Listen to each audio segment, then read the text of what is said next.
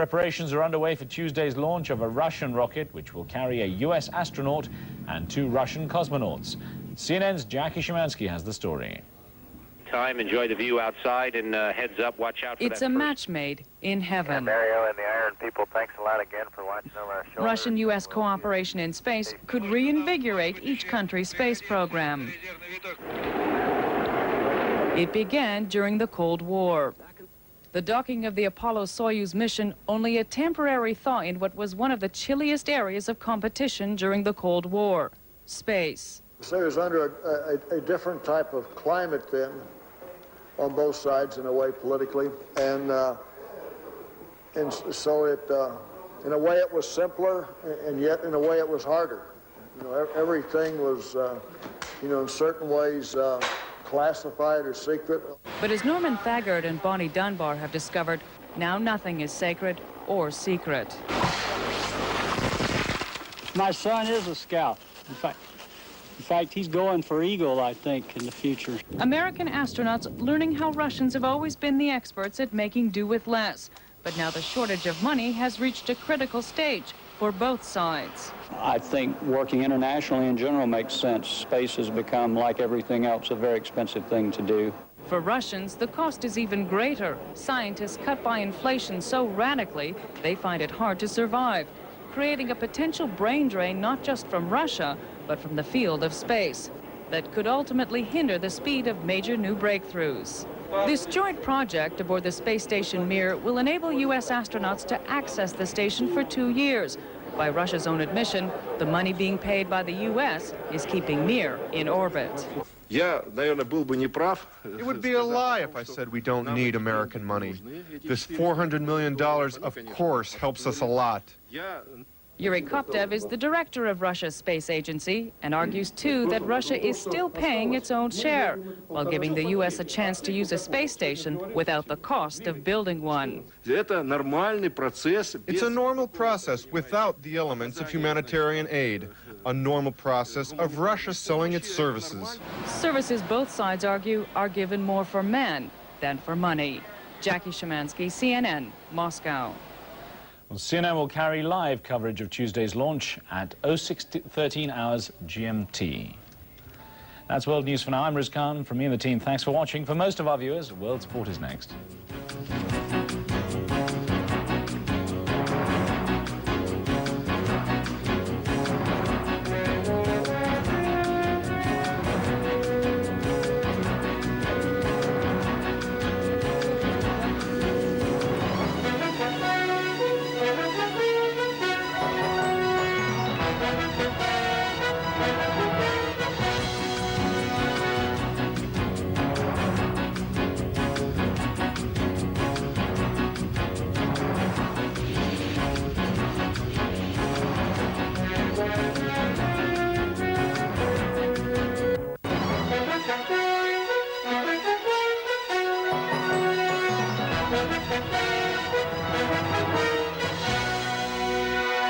For tomorrow's planned launch of a joint U.S. and Russian space mission, American astronaut Norman Thagard will join 2 Russian cosmonauts for a 3-month stay on the Mir space station. And it's now moving up on 7:33. Back now to Katie, Matt, and Al. International cooperation is poised to reach new heights. This Russian Soyuz TM-21 rocket is bound for the heavens, leaving behind the cold, remote Russian space station of Baikonur, Kazakhstan. On board, 2 Russian cosmonauts, joined by the first American to ever fly aboard a Russian spacecraft. I'm awfully happy that I had the opportunity to do it. That'll be a real thrill for me to do that. It was a delicate process, not unlike the gentle handling of the Soyuz rocket. Politics and technology had to be matched between 2 countries who used Earth's outer limits as a front in the Cold War. New skills had to be conquered rather than territory. Astronaut Norm Thagard and his 2 Russian counterparts, Vladimir Dezhurov and Gennady Strikalov, will hook up with the space station Mir about 2 days after leaving Earth. Thagard will spend 3 months aboard the Russian craft, the longest time in space for an American. In a final press conference, Thagard said he'll miss family and friends the most. I'm bringing pictures of each member of my family and a group picture of the family. The crew will receive supplies and additional parts for the aging Mir station. In June, a U.S. space shuttle is scheduled to make a historic first docking with Mir as international efforts to build a bigger space center join and go into high gear.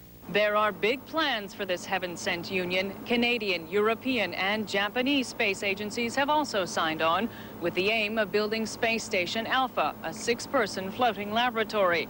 Ambitious goals set in spite of some real problems here on Earth.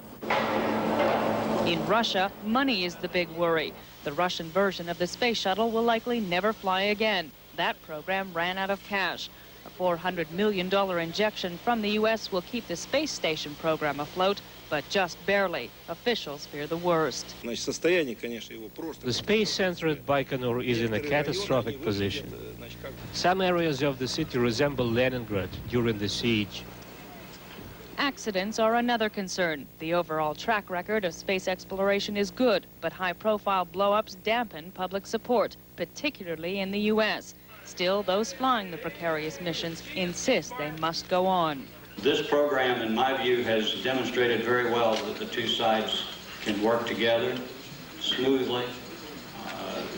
And in fact, I think that there's no reason to believe that Russians and Americans can't be great friends in the future. The international effort to explore the beyond is likely one of the most important missions to date. It will bring down costs and signal a new era in mutually beneficial cooperation. The skies have never been friendlier. Jackie Szymanski, CNN, Baikonur, Kazakhstan. We will have live coverage of the launch. That's coming up at 0613 GMT. The mission is intended to pave the way for a permanent human presence in space. CNN's John Holloman will host our live coverage when we return.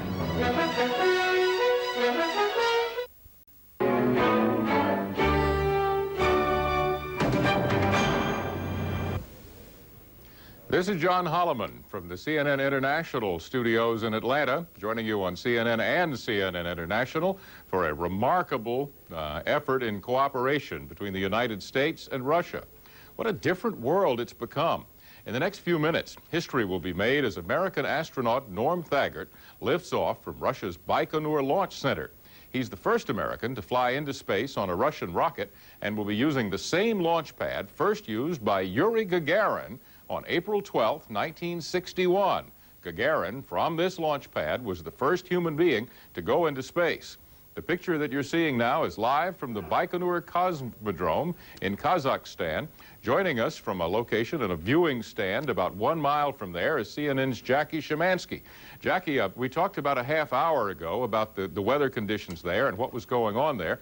Fill us in on what's happening right now. Very clear, very cold. The situation certainly is getting, the excitement is certainly building here. There are several hundred people out here with us, all bundled up in the trademark Russian fur hats. They've now moved out into a field area for a very good view of the takeoff. It's expected within the next couple of minutes. As I said, about several hundred people here. We're about a mile away from the launch, and we'll have an excellent view once this craft takes for space. Jackie, you know you're speaking to us on a satellite telephone, but a second or two ago, our live feed from Kazakhstan showed a picture of you in the reviewing stand with those other people, and everybody did look quite cold. The picture we're seeing right now is a live camera inside the cockpit of the Russian Soyuz rocket, something that you don't see on American launches at all because they don't have a TV camera in there with the astronauts, but that's what our viewers are able to see right now. Jackie, how close are we to the final seconds of the countdown? Looks like it's about to go. It's happening now, John. Jackie, just jump in here and let us know your reaction as you see this rocket lift off.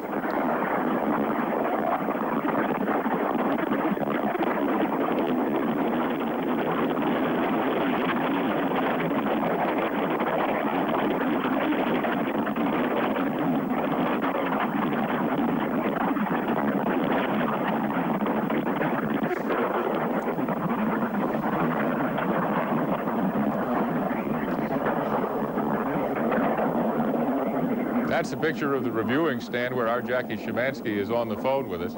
Jackie, if you can hear me over the roar of that rocket, what does it feel like? What does it sound like? What does it look like to you? It was absolutely fantastic, John. The earth shook, and certainly there was a lot of noise. There was spontaneous clapping from the people that were standing here. Everybody's still looking up towards. We now see just a small pinpoint of light that's headed towards the Mir station high above the earth. All appears well so far. There's a bit of a smoke trail forming now. Doesn't seem to be cause for concern, but so far all appears to be well. As I said, spontaneous clapping, people with huge smiles on their faces. There's a fellow standing here with it, holding an American flag. So quite a moving moment here at this remote space station in Kazakhstan. History being made as an American takes flight on a Russian spacecraft and heads for a Russian space station high above Earth with the dream, the international dream of setting up a permanent home in space. John? Thanks, Jackie. Norm Thagard, the astronaut aboard that rocket, is following Russian cosmonaut traditions. He told the Russian launch directors earlier today he was ready to go. He made a promise to reporters to follow all the cosmonaut traditions. If that's correct, he was able to urinate on the wheel of the bus, which took him out to the launch pad. We don't have pictures to show you of this, but he said he was going to follow that tradition. This launch is part of a space cooperation deal, which has seen 2 cosmonauts fly on board the U.S. shuttle already. Before it's over, there will be numerous swaps of astronauts on Mir and cosmonauts on the shuttle. The Russians are getting $400 million to pay the cost of sending astronauts to the Mir space station. I've never covered a Russian space launch, and the people at NASA who've seen them before couldn't tell us exactly what to expect, and so we have been watching together. There's again a live picture of the Norm Thagard and the cosmonauts as they are experiencing the force of additional gravity, G-force it's called. And it's remarkable as we can see these live pictures from the cockpit of this Soyuz vehicle as it goes off into space. We have a replay of the launch that we can show you now, and we'll do that while I continue to give you a little background information on this, and we'll listen to this launch. The Mir-18 mission.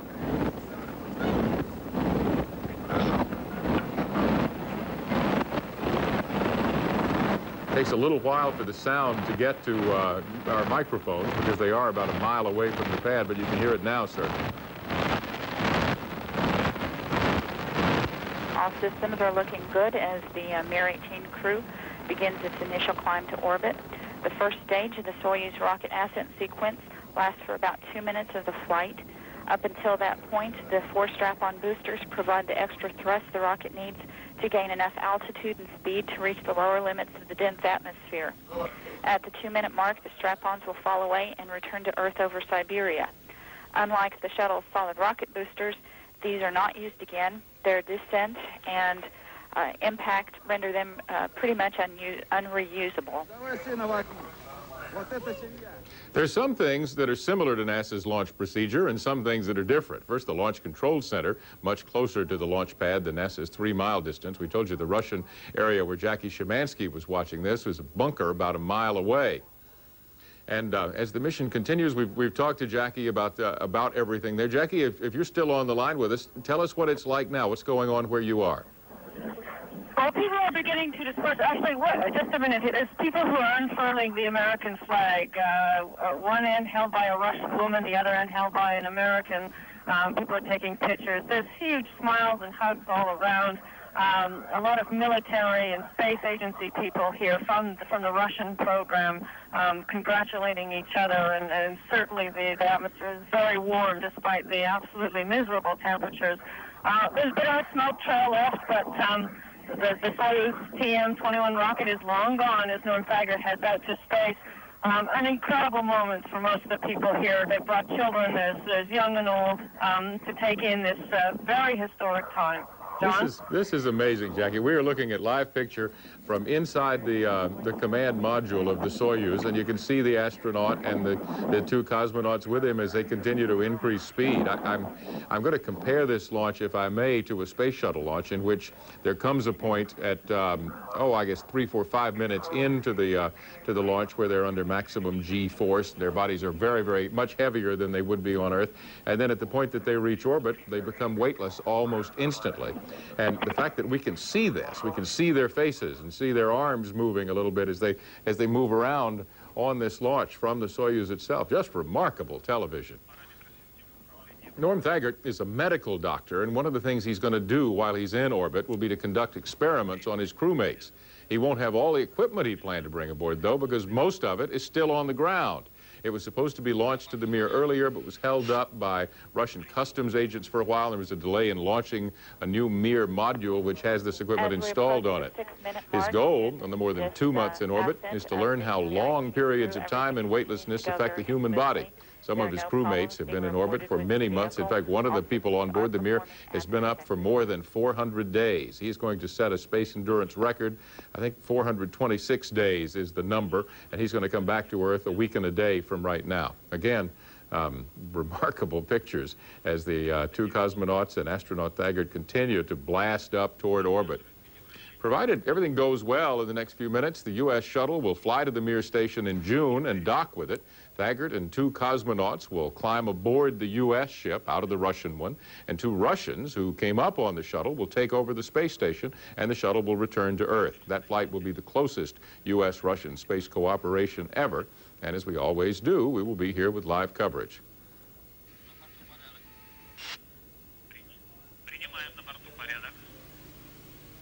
They're communicating with Russian communicators on the ground. By the way, we will talk with the astronauts aboard Endeavour on Thursday and tell you how to submit your questions for the crew coming up, probably in the next day or two.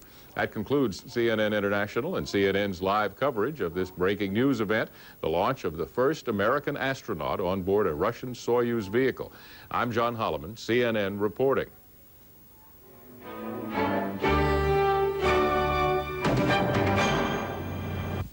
The differences between a Russian launch and an American launch are obvious. There's a camera inside the cockpit for a Russian space mission, and in the final seconds before blast, you can see the smiling cosmonauts and the astronaut, Norm Thagard. And when the countdown clock ran down to 0, the launch looked more like a guided missile than a manned spacecraft. 3, 2, 1, and we have launch of the Mir-18 mission. As they sped into space, Russian television continued to send pictures of the crew in the cockpit waving to the ground and going through their post-launch checklists. It will take 2 days for the Soyuz to reach the Mir space station. They'll dock on Thursday. Then in June, the Shuttle Atlantis will travel to Mir and dock for a history-making carpool arrangement. Thagard and two cosmonauts will board the shuttle after two cosmonauts who launched on the U.S. spaceship crawl aboard Mir. The two ships will separate. The shuttle will return to Earth while the Mir continues orbiting 245 miles above the planet. The U.S. is paying Russia $400 million to use the space station as a way station for astronauts. It's part of the deal to get cooperation for building the International Space Station by 2002. John Holloman, CNN reporting. Sind heute ein Amerikaner und zwei russische Kosmonauten an Bord einer Soyuz TM-21 zu einer gemeinsamen Mission gestartet. Die Trägerrakete ist um 7:11 Uhr mitteleuropäischer Zeit vom Kosmodrom gestartet. Am Donnerstag soll die Soyuz an die russische Weltraumstation Mir andocken. Der Astronaut Norman Thagard ist der erste Amerikaner, der mit zu Mir fliegt. Die neue Crew wird 10 Tage mit der Besatzung von Mir zusammenarbeiten. Dann kehrt die jetzige Crew zur Erde zurück. Die neue Mannschaft wird 3 Monate in der Raumstation Mir bleiben. Die Atlantis wird Thagard dann übernehmen und nach Hause bringen. Es ist die zweite Etappe russisch-amerikanischer Zusammenarbeit im Weltraum. Vor knapp 20 Jahren gab es schon einmal ein Rendezvous zwischen der amerikanischen Apollo 18 und Soyuz 19. Das jetzige Unternehmen ist ein Teil des Kooperationsabkommens zwischen Russland und den USA, das ab 1997 zum Bau einer internationalen Raumstation führen soll. Today's launch was the culmination of a 12-month crash course for Thagard and his backup, astronaut Bonnie Dunbar. They had to learn everything from Russian language to the placement of buttons and knobs inside the Soyuz spacecraft. Thagard is a veteran space shuttle astronaut. He's the first of 5 Americans who will spend time aboard Mir during the next 2 years. All of this is leading to construction in space of an international space station based on the Mir and the shuttle beginning in 1997. Because of the expense and difficulty of going into space and exploring further in the solar system, it's going to have to be joint international efforts, and this is the first step in doing that. Although the U.S. space shuttle and Mir rendezvoused last month, in June they will actually dock. It's a flight Thagard must fervently hope is a success because the shuttle will be his ride home at the end of his stay aboard Mir. John Dansley, NBC News at Russian Mission Control. Erster US-Astronaut in russischer Mission.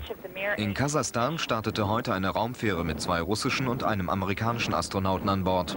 Die Raumfahrtmission ist ein historisches Ereignis, da der 51-jährige Astronaut Norman Thagard der erste Amerikaner ist, der an einer russischen Mission so maßgeblich beteiligt ist.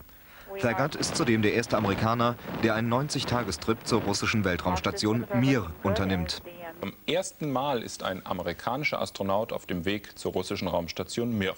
Mit seinen beiden russischen Kollegen wird er 3 Monate lang im All bleiben. Länger als je ein amerikanischer Astronaut vor ihm. Katrin Schuth berichtet. Es war der Aufbruch in ein neues Zeitalter. Zum ersten Mal startete heute Morgen eine Rakete mit russisch-amerikanischer Besatzung vom Weltraumbahnhof Baikonur.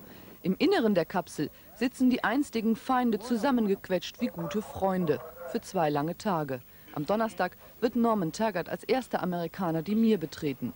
Die Völkerverständigung wurde lange geprobt. 1 Jahr lang trainierte der 51-jährige Amerikaner im Moskauer Astronautenzentrum. Das Schwierigste, so gibt der erfahrene Astronaut zu, war die russische Sprache. Die beherrscht er mittlerweile gut, denn immerhin musste er die ganze Technik der Mir auf Russisch lernen. Er wird es noch brauchen, denn 3 Monate lang werden Russen seine einzigen Gesprächspartner in der Mir sein. Im Juni soll dann die US Shuttle Atlantis die Besatzung zur Erde zurückholen. In 48 hours time, the capsule will dock with the Mir space station, where, after relieving the existing crew, this latest batch of cosmonauts will carry out a series of new experiments. But the real importance of this mission is that it is the public launch of the long-hoped-for collaboration between the US and Russian space agencies, which will include more joint flights and eventually, it is hoped, the construction of a new international space station. Zum 18. Mal ist heute früh eine Sojus-Rakete zur russischen Raumstation Mir gestartet.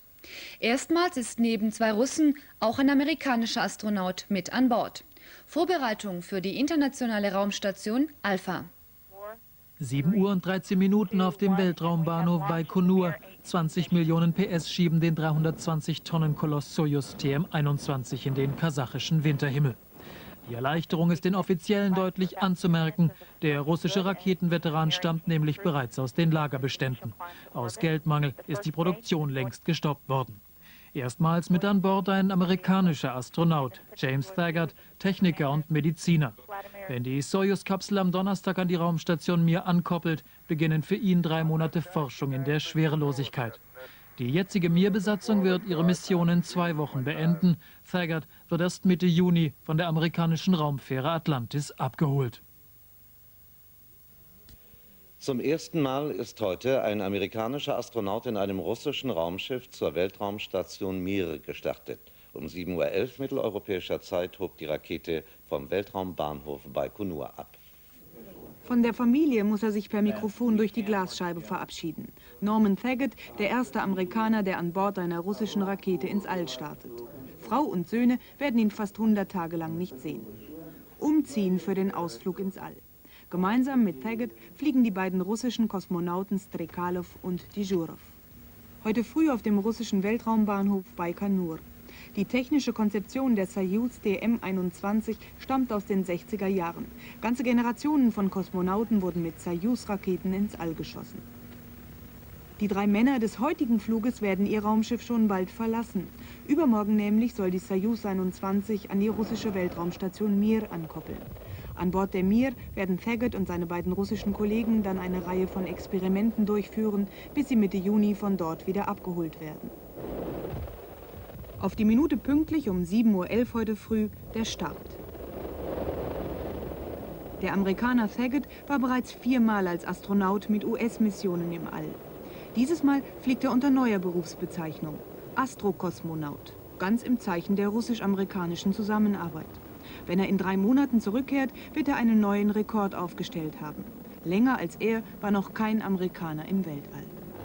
The pioneering joint space program is breathing new life into the troubled Russian space industry.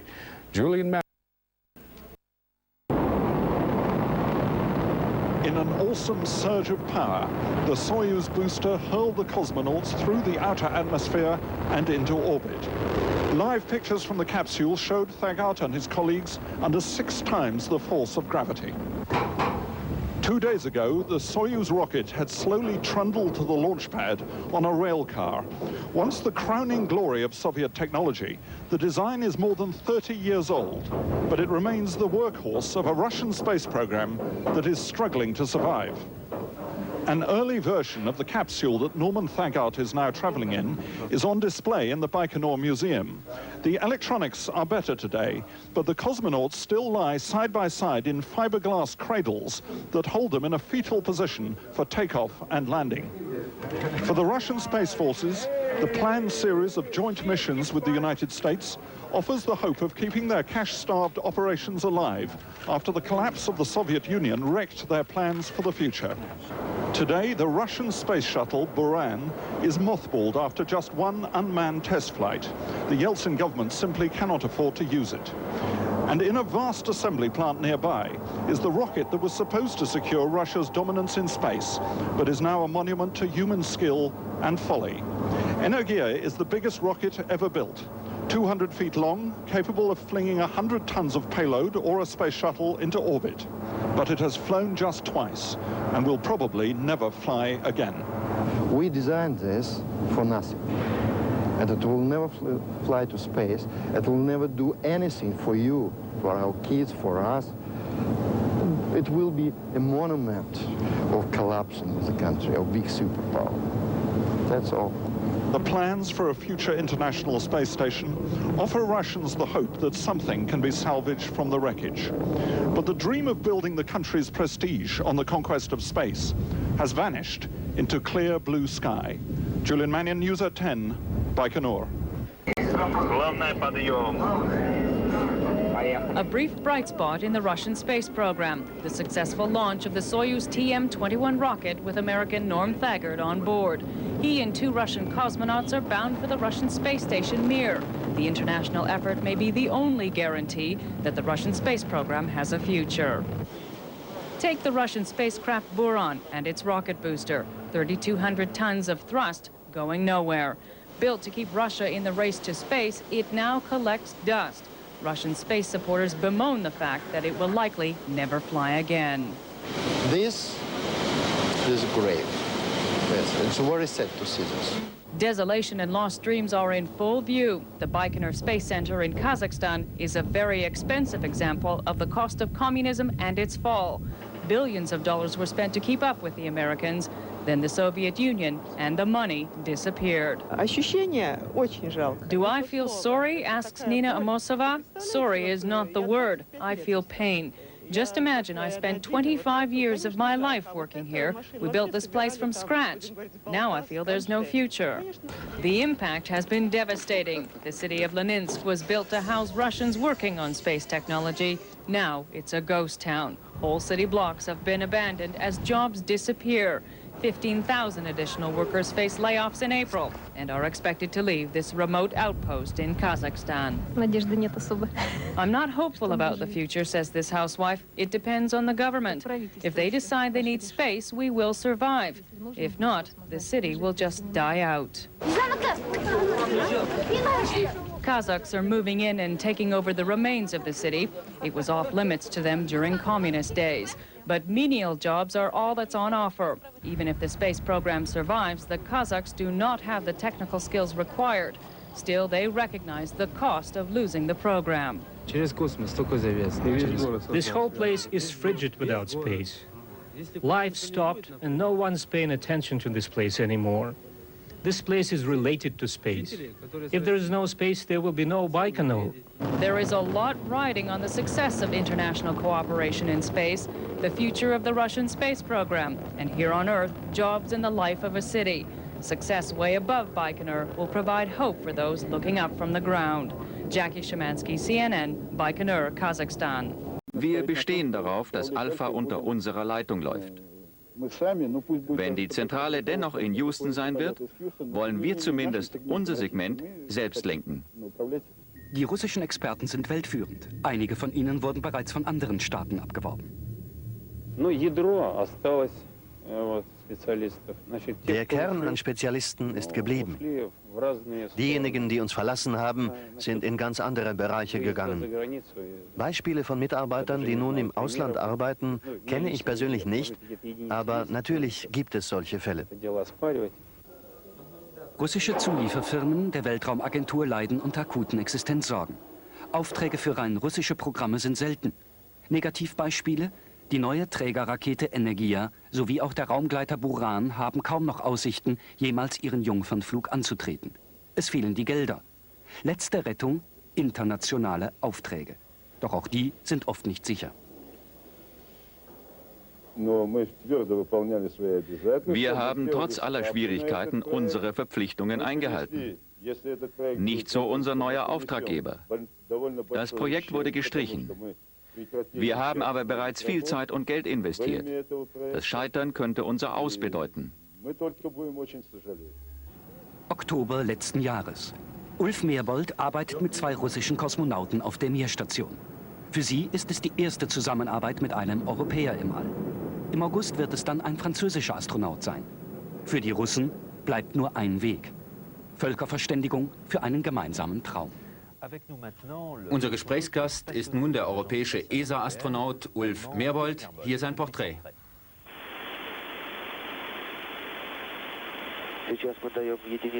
Ulf Merbold. Den Ausstieg aus der bemannten Raumfahrt hält der mit 54 Jahren älteste und mit 3 Flügen ins All erfahrenste deutsche Astronaut der European Space Agency für einen Fehler.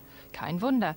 Zweimal startete er schon mit dem amerikanischen Raumtransporter Space Shuttle 1983 und 1992.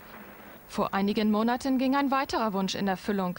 Eine Sojus-Kapsel brachte ihn zusammen mit 2 Kosmonauten zur Raumstation Mir. Wie seine russischen Kollegen 1 Jahr und mehr im All leben, möchte der ESA-Astronaut jedoch nicht. Die Ost-West-Kooperation hat für Ulf Merbold besonderen Wert. In Thüringen geboren, floh er 1960 mit Großvaters Fahrrad nach West-Berlin und machte dann das Schwabenland zu seiner Wahlheimat.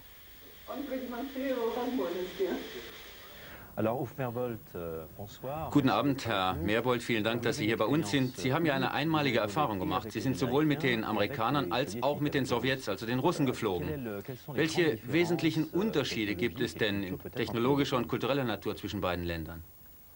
Ja, für mich ist der Hauptunterschied, dass die Russen bis jetzt als einziges Land eine Raumstation betreiben. Die Station Mir ist seit 9 Jahren in der Erdumlaufbahn und ist in dieser langen Zeit ohne Pause ständig bemannt gewesen. In Amerika hat man zwar mit Skylab 1973, 74 schon mal eine Raumstation gehabt, aber jetzt sind 20 Jahre vergangen. In Amerika auf der anderen Seite versteht man sehr gut, aus einem einzigen Tag Weltraumflug sehr viele wissenschaftliche Informationen herauszuholen. Nun sind Sie ja Europäer. Wie wird denn ein Europäer von den Amerikanern oder den Russen aufgenommen als Europäer, wenn man mit ihnen zusammenarbeitet und mit ihnen ins All fliegt? Ja, wir sind in Russland aufgenommen worden, als wären wir Russen. Also dort ist uns sehr viel Hilfe gegeben worden und wir haben Freundschaft und kollegiales Verhalten vorgefunden. Ja, sind Sie denn Konkurrent oder jemand, mit dem man nur zusammenarbeitet, aus Sicht der Amerikaner oder der Russen? Nein, also in Russland wird man als Kollege aufgenommen und nicht als Konkurrent. In Amerika, also lange Jahre zurück, als ich dort anfing, da war es für mich nicht ganz so einfach, wie es dann später in Russland war. Aber inzwischen, glaube ich, haben die Amerikaner ihre Haltung auch geändert. Wir haben ja ESA-Astronauten in Houston, die dort auch aufgenommen sind, als wären sie Amerikaner. Vielleicht noch kurz etwas zum Unterschied zwischen den Raumflügen der Amerikaner und der Russen.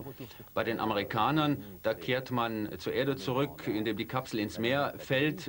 Das war früher oder jetzt landet die Raumfähre. Und in Russland fällt die Kapsel auf die Erde. Ist das nicht ein brutaler Schock? Ja, die Landung in Russland, die wird zwar eine weiche Landung genannt, aber in Wirklichkeit ist es mehr wie ein Autounfall. In einem Punkt, glaube ich, aber haben Sie nicht mehr recht. Die Amerikaner, die sind zwar früher im Ozean gelandet, aber seit es den Shuttle gibt, und das ist schon seit 1981, landet der Shuttle ja wie ein Flugzeug. Das ist also sehr sanft und so, als würde ein Airbus 320 landen. Weil es ja auch um die wichtige Frage geht, was die russische Raumfahrt heute überhaupt zu leisten vermag, wollen wir uns den nun folgenden Beitrag anschauen, in dem nur ein kleiner Aspekt dieses Problems behandelt wird, nämlich wie die Russen aus der Weltraumtechnologie versuchen, Geld zu schlagen. Stichwort Raumanzüge gegen Devisen.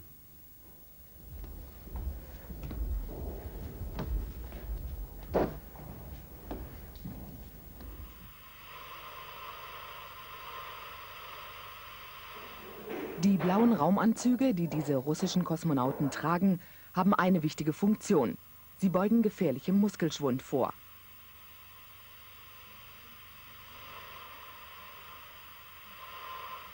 Roman ist motorisch behindert.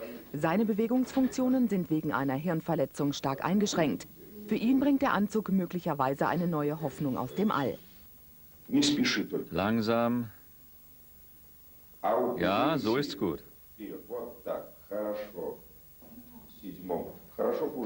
Wie geht's in der Schule? Es geht.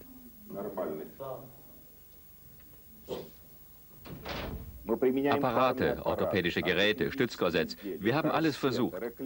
Doch all diese Dinge sind nur passive Hilfen. Sie geben den Sehnen nicht die Möglichkeit zu arbeiten. Dagegen bieten diese Anzüge dem Körper einen natürlichen Zusammenhalt. Vor allem wird keine einzige Funktion beeinträchtigt. Mit 12 anderen an einer zerebralen Lähmung leidenden russischen Kindern beginnt Roman eine einmonatige Behandlung in dem Raumanzug. Sehen Sie, mit diesen Gurten kann ich am Knie ziehen und die Deformation ausgleichen. Ein weiterer Vorteil dieses Anzugs besteht darin, dass keine Energie mehr unnötig verbraucht wird. Diese Kinder haben ihre Energie gewöhnlich nicht im Griff. Sie machen ständig unkontrollierte Bewegungen.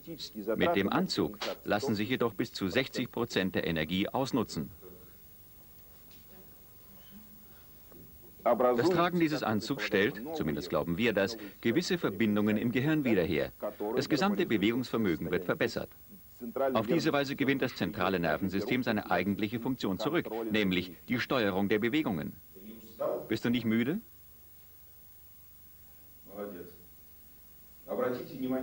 Schauen Sie sich seinen Kopf an. Er ist freier, gerader. Er bewegt sich nahezu ohne ungezielte Anstrengungen.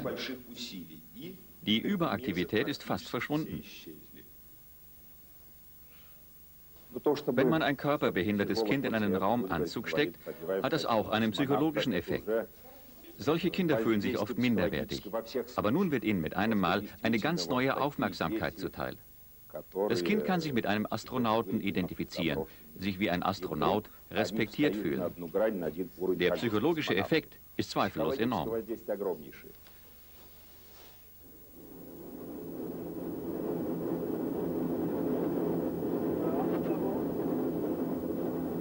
Nach der erfolgreichen Mission Juri Gagarins, 1961 als erster Mensch im Weltall, träumte in der Sowjetunion jedermann von der Eroberung des Weltraums. Eine ruhmreiche Zeit, in der Vaterstaat Unsummen für die Raumforschung ausgab.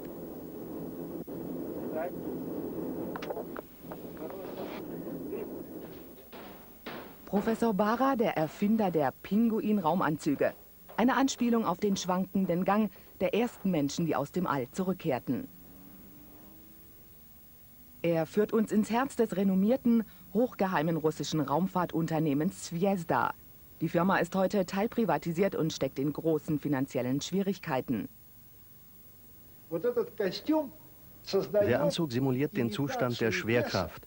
Er rekonstruiert das von den Menschen gewohnte System der Bewegungskoordinierung. Das gilt jedoch nur für die Person, nicht die Umgebung des fliegenden Kosmonauten. Dieses Kleidungsstück belastet den Körper von der Schulter bis zu den Fersen mit einem Druck von 40 Kilogramm. Es besitzt einen Reguliermechanismus. Man kann das Ganze enger schnüren, lockern und sogar die Position des Körpers im Weltall verändern.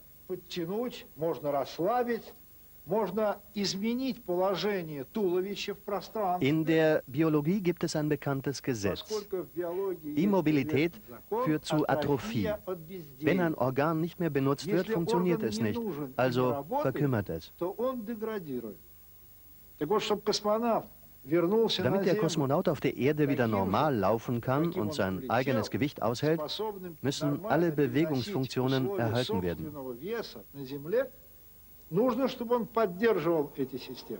Den Menschen an die Schwerelosigkeit oder an Überdruck zu gewöhnen, ist seit 30 Jahren das Hauptziel von Zvezda.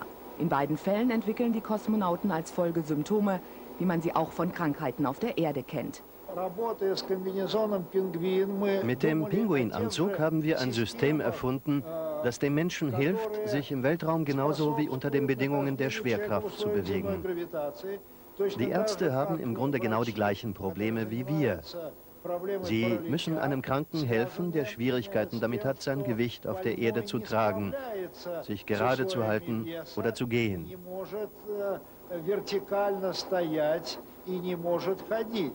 Das sind sehr ähnliche Probleme. Beide haben mit der Koordinierungsfähigkeit zu tun, die vom zentralen Nervensystem gesteuert wird.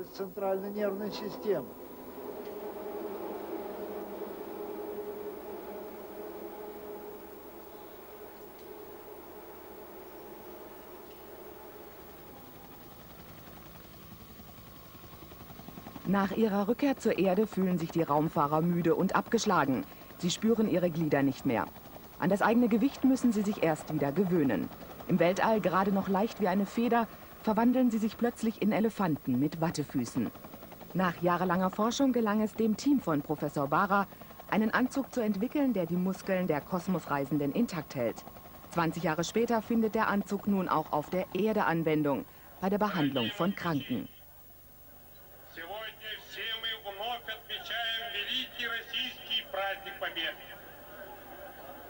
Nach einem Schlaganfall Anfang 1994 blieb der 69-jährige Wladimir Tscherinski viele Wochen lang gelähmt.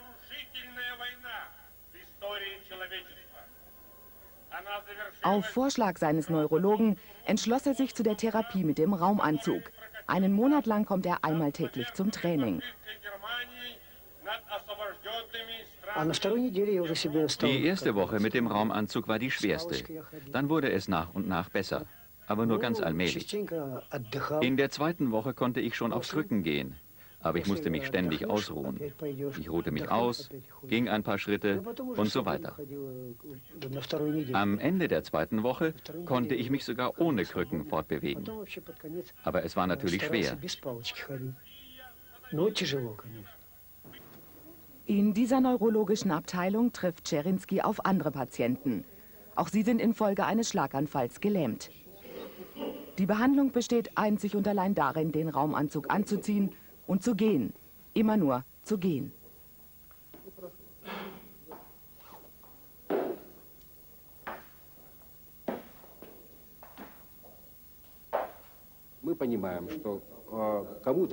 Die Wirkung des Anzugs ist von Patient zu Patient verschieden. Bei einigen hilft er sehr, bei anderen viel weniger. Deshalb gibt es auch für jeden Fall eine individuelle Behandlung. Doch für die meisten Kranken war der Anzug eine große Hilfe.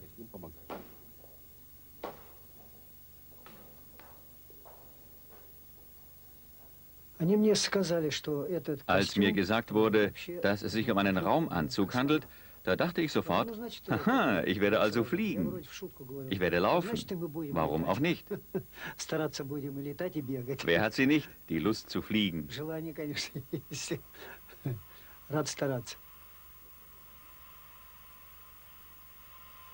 Der Mann, der hier in seiner Raumkapsel schwebt, ist Sascha Kaleri. Zurück auf der Erde wollte er die Kinder im Krankenhaus Nummer 18 kennenlernen. Für sie, die sich auf der Erde nur mit Mühe bewegen können, ging ein lang gehegter Traum in Erfüllung. Die Begegnung mit einem Mann, der in dem blauen Anzug ins All fliegt.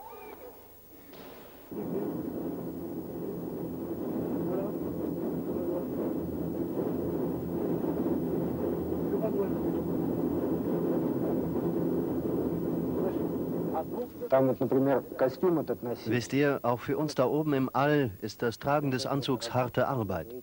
Es ermüdet uns genauso wie euch. Der Anzug ist zwar sehr schön, aber man hat nicht immer Lust, ihn zu tragen.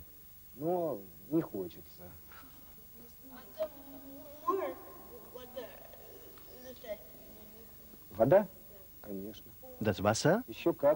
Natürlich. Und wie es fliegt. Ich sage euch, das ist wunderschön. Beim Ausgießen verwandelt es sich sofort in eine Blase. Wenn man dann einen Strohhalm hineinsteckt und hineinbläst, schwillt die Blase an. Und durch die Luft kann sie riesengroß werden. Das ist herrlich. Sie ist von einer ganz feinen Wand umschlossen und sie schillert wie ein Regenbogen. Aber da oben fliegt nicht nur das Wasser, auch das Essen fliegt. Die Schwerelosigkeit ist wirklich eine lustige Sache.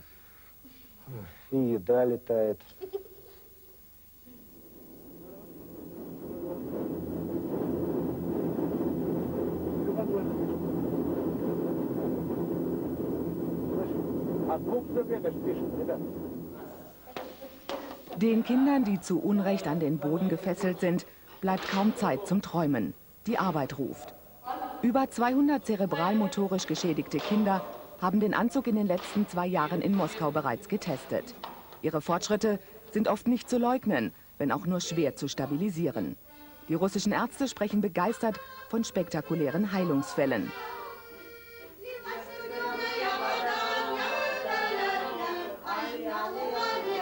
Doch trotz unserer wiederholten Nachfragen bleiben diese, wie durch ein Wunder gehalten, Kinder unauffindbar.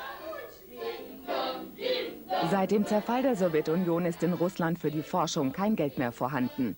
Nur Missionen mit ausländischer Beteiligung bringen wertvolle Devisen.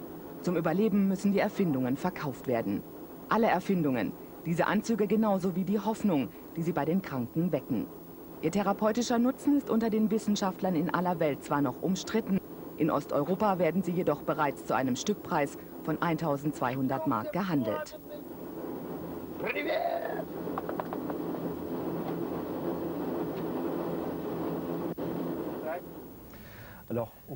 Herr Mirbold, ich habe gesehen, Sie lächelten, als Sie diese Bilder sahen vom Flug in der Schwerelosigkeit mit den Russen. Das sind schöne Erinnerungen für Sie.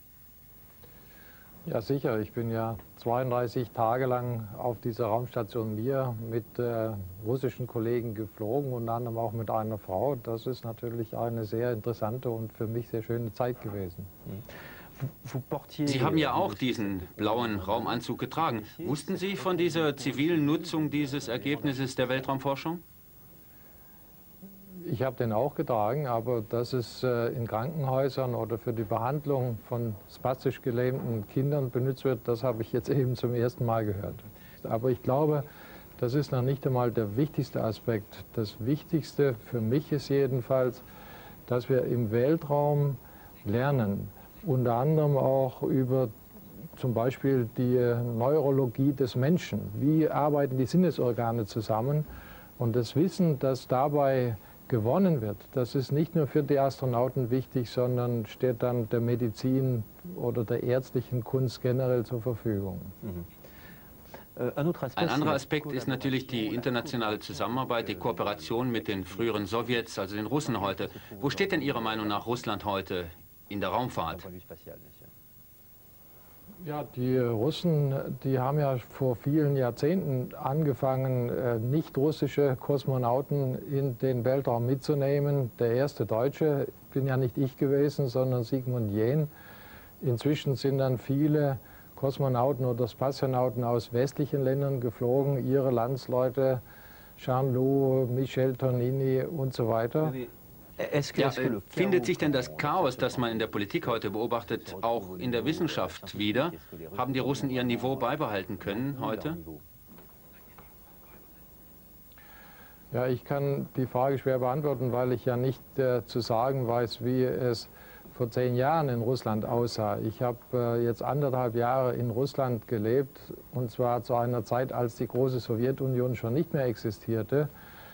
Also das ist im Grunde auch eine müßige Frage. Ich glaube, der Westen, die Westeuropäer als unmittelbare Nachbarn noch mehr als jeder andere, sind tatsächlich aufgerufen, den Russen jetzt so ein bisschen zu helfen, um diese allererste Zeit des Übergangs eben für die Russen etwas leichter zu machen. Ja, wenn es um Weltraumstationen geht, da haben die Russen ja sicherlich unbestritten die Technologie mehr als andere vorangetrieben im bemannten Weltraumflug. Sie sind im Grunde führend bei den Orbitalstationen.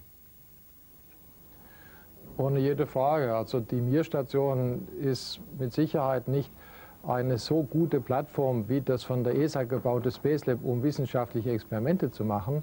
Aber sie ist ein super System, um Menschen in dieser lebensfeindlichen Welt des Weltraums lange Zeit mit allem zu versorgen, was der Mensch braucht. Mit Wasser, mit Sauerstoff, mit Lebensmitteln und so weiter. Die Mir-Station hat Systeme, die regenerativ arbeiten. Das Wasser wird aufbereitet aus Kondensat zum Beispiel.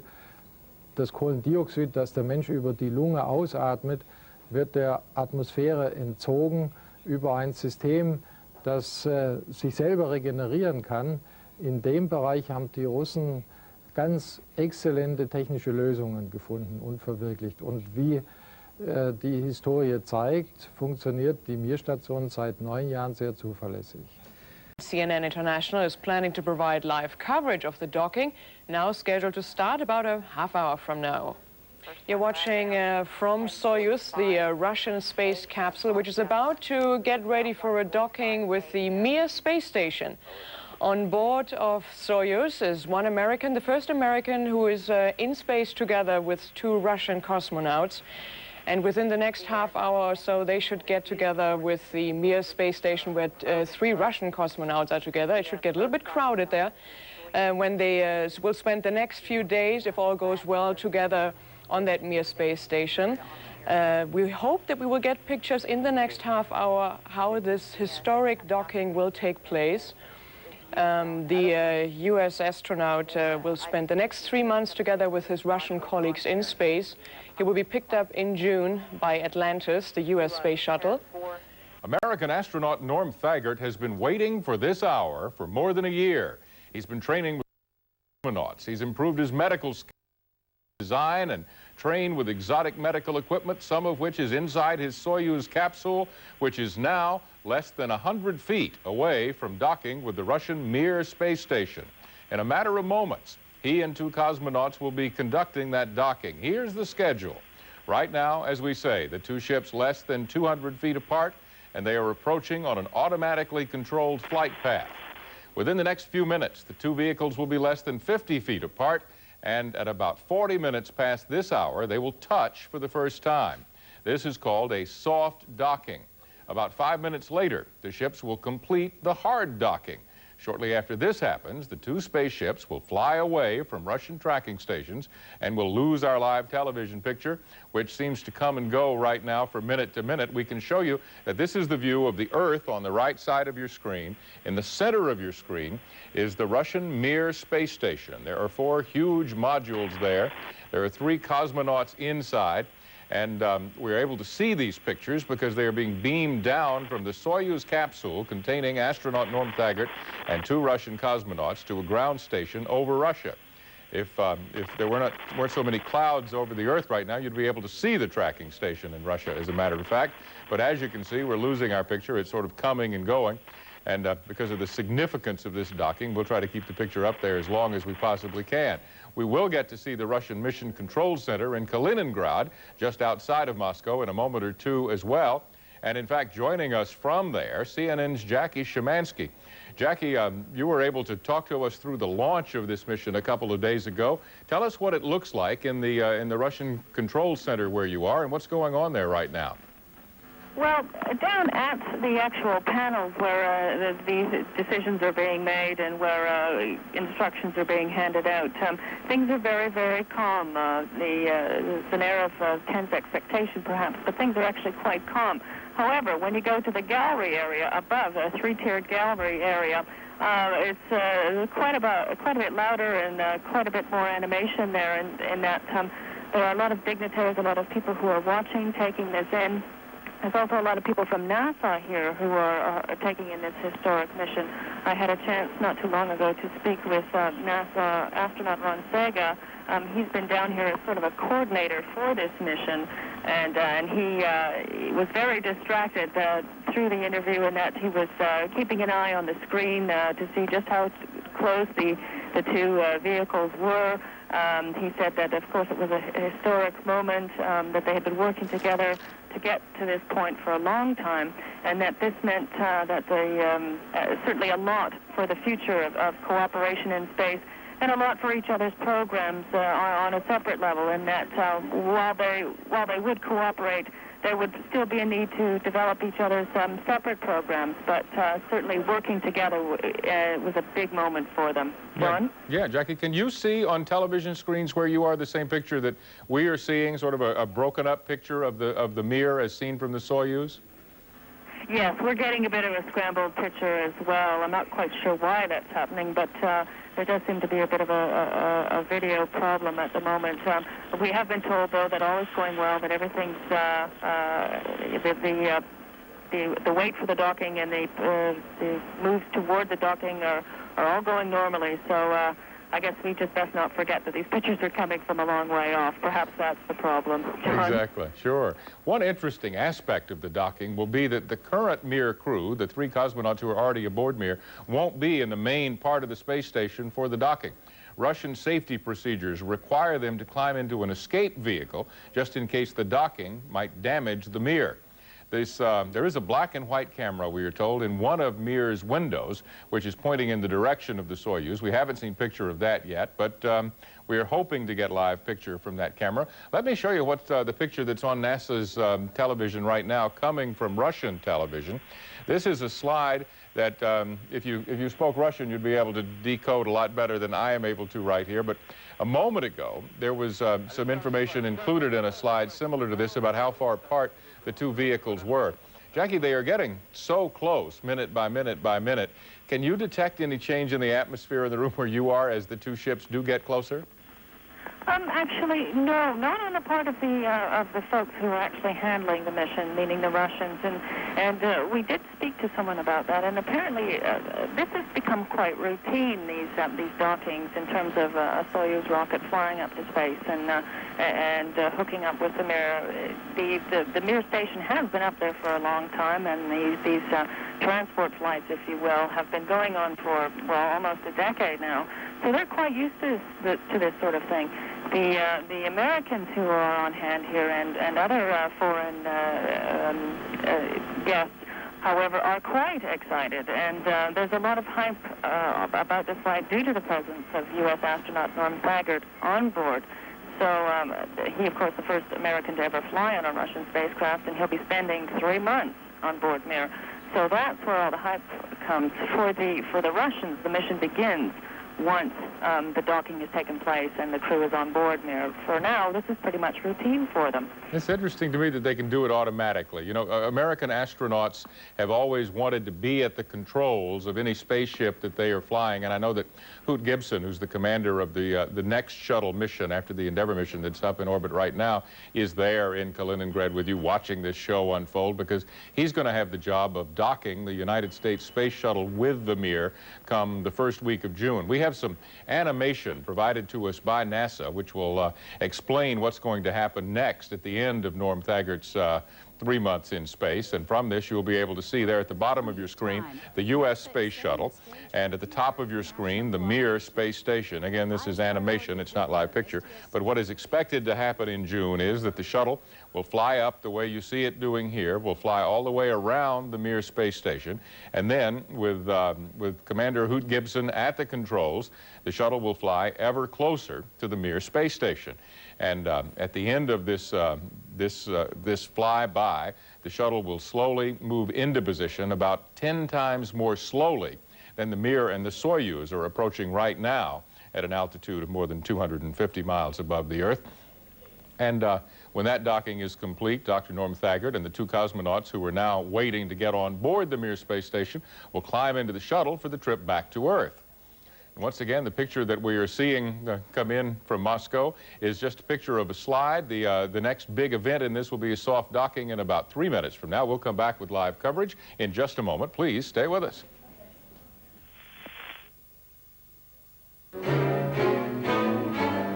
This has been a CNN Live event.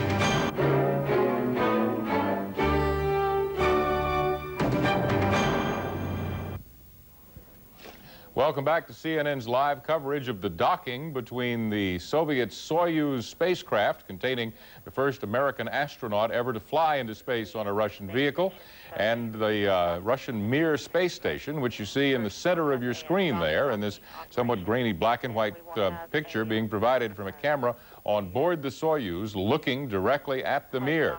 The two ships less than 30 feet apart right now, based on the best information I can get, and they will be docking. In fact, they will be touching, we are told, within the next minute or two.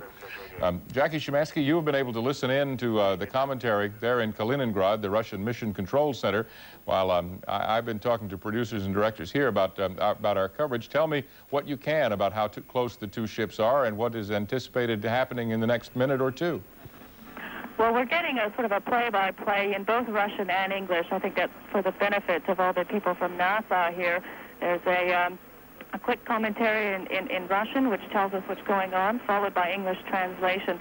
They've told us that the two spaceships are about 100 meters apart, and that certainly they should come together within a short time.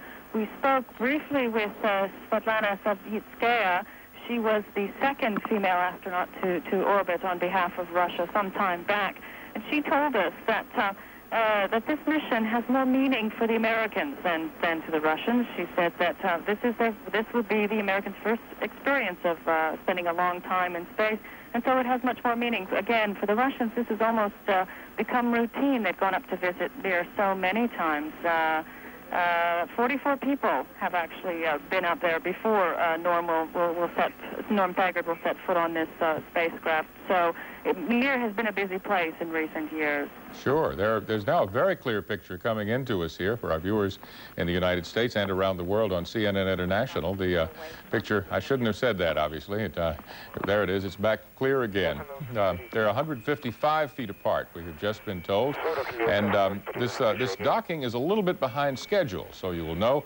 The Russians anticipated that there would be a soft docking where the two ships would have been touching but would not have been fully connected about 2 minutes ago.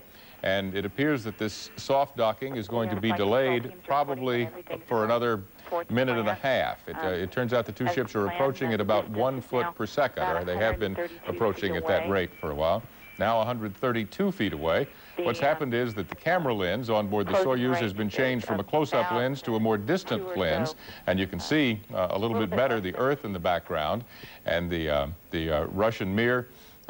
They're flying about 2 feet per second, closer and closer together.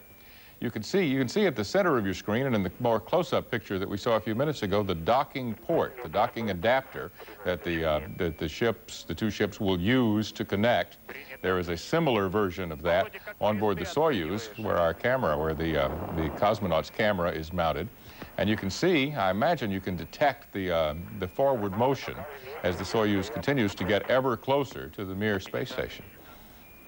Living on board that space station, as Jackie Shimansky pointed out, 3 cosmonauts, one of whom is going to set the human endurance record in space by staying aboard the Mir for 1 more week. What will happen after the astronauts and cosmonauts get together on there is that they'll live together for about 6 months. Now the two ships are 100 feet apart. We can listen to NASA commentator Carrie Flugel, who is providing some commentary for NASA viewers around the world, and we'll listen to her for the next couple of seconds and get an update. Володя, по крену кресты совмещены. Может быть, почти 1,5–2 градуса от силы. Принято. Yeah. For our viewers in Russia, you can hear this, you can understand it much more clearly than some of our viewers in other parts of the world. But we'll have English commentary in just a moment as well, we are told. The two ships very, very close now. В центре войска мишень. Принято. It will be interesting for you and me to watch and see how much shaking there is when the two ships get together. One concern of an automatic docking procedure is that there might be some damage to one ship or the other by a hard docking. And we should all be watching just to see how much shaking there is when the two ships make contact for the first time. Traveling together at 2 feet per second approach speed right now. Володя, кресты в норме? Да, кресты в норме. Есть небольшой кренчик. Принято. Дальность. Distance between the two vehicles is now about 10 meters, which is about 30 feet. Closing very quickly. Watch closely now. Taking place just south of the Moscow area. Wow. Not much vibration at all. We have the first contact of the two vehicles. This is the soft docking, which we anticipated to occur about 5 minutes earlier than it actually did. What will happen now is that some immediate tests will be conducted by cosmonauts on board both ships. They have achieved mechanical lock. This is the soft docking phase of the procedure. So the two ships are now touching with a docking adapter inside the opposite docking adapter on the other ship. And now some latches will have to be latched to make sure there's an airtight seal there so that our American astronaut and our Russian cosmonauts can move from one vehicle to the other. Jackie Szymanski, any cheers where you are as a result of this docking being as successful as it has been so far? Well, I think there's still a lot of people are still very, very intent on the screens that we're watching and just watching the process go through. A lot of smiles, but I think people are still very intent on just seeing how quickly and how smoothly this comes to fruition and waiting for the astronauts to actually get over to the other vehicle. So it's still a bit tense here. Yeah. We had been told at one point that they would, the ground controllers had told the cosmonauts and the astronaut to wait about an hour and a half before opening the hatch and going from one vehicle to another. And that rule has been overruled, and so we're going to have to wait and see how long it will take them to get from one vehicle to another. What this picture is on the large screen is not something I understand. Jackie, I don't know if from your perspective, your position there in the outskirts of Moscow, you can tell me what this graphic chart is that I'm seeing on my TV right now, but it doesn't seem to show the two spaceships at all. No, I'm sorry. For the moment, I can't actually, John. All right. Well, what's happened is the two ships have connected mechanically, which means a ring on one of them has gone into a tunnel on the other. And what has to happen next is that seals have to be checked. The airtight nature of this connection has to be secured and tested, because at some point, probably in the next several minutes, the airlock will be open as soon as everybody on the ground is convinced that that is a good thing to do, and the cosmonauts will be moving from one spaceship to another. The 6 of them will be together for about a week. And at the end of that 1 week period, there'll be sort of a handover where the people who've been on the Mir for a long time will talk to the people who are just getting there about what mechanical problems there are. Does the commode work? Are the sleeping bags comfortable? Does anybody need extra deodorant or whatever? And while we're waiting for our picture to clear back up, coming down from space, high above Russia, we'll take another break. We'll be right back with more of CNN's live coverage. Stay with us.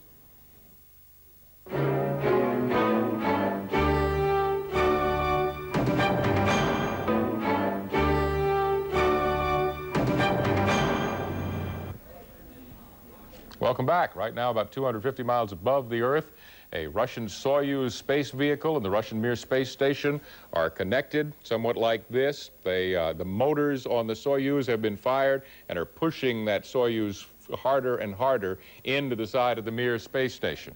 And I'm told that we have tape of this that we can show you. Let's see. We'll go back and have a tape of the actual soft docking, which occurred just a couple of minutes ago. The two ships were approaching at about 2 feet per second. At this point, this is videotape from about 5 minutes ago that we are showing you. And at this moment, there is no live picture of the driving of the Soyuz motors, forcing the two ships even closer together than they were when they were mechanically docked about 5 minutes ago. But this is what it looked like as the two ships approached. We can listen in to NASA commentator Terry Flugel and the Russian controllers as they talked about the distance and the approach as it occurred. дальность. Distance between the two vehicles is now about 10 meters, which is about 30 feet.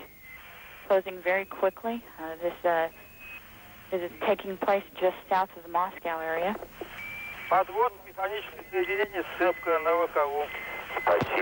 have the first contact of the two vehicles. After this happened, the cosmonauts aboard the Soyuz turned on their rocket motors to force the two vehicles even more closely together than they were during this soft docking procedure. We're told that the procedure to go from this to the hard dock, where airlocks and latches have been completely connected and it's secure for people to go from one vehicle to the other, would take about 6 minutes. And at this point, we can't tell from the picture that we're getting from NASA television whether that procedure has been completed or not as of this moment. Jackie Szymanski, from your position there in Kaliningrad, do you have word yet that the hard dock has been completed? Not yet, although we have been told that that apparently at this point all electrical connections have been made and that the pressurization process has started. So certainly they're moving along quickly. It takes about 35 minutes apparently. So, 3 to 5 minutes rather. So certainly things are moving along nicely here. There was a bit, quiet, a much quieter sort of reception to the soft docking than we had expected, but now there has some smiles all around, handshakes, people relaxing perhaps a bit more as the actual docking process seems to be going smoothly. So, as I said, about 3 to 5 minutes for the pressurization to take place, and all electrical connections between the two ships have apparently been made. John? Yeah. Jackie, we have talked about the differences between the television coverage of the Russian space program and the American space program, and one of the fascinating things that you and I were watching 2 days ago when the launch of the Soyuz occurred was the fact that there is a live television camera in the cockpit of the Russian spaceship, and you can watch the cosmonauts for the whole time, from the time they lift off until they reach orbit and beyond. And that's something that the American space program has never provided to viewers in the United States or around the world.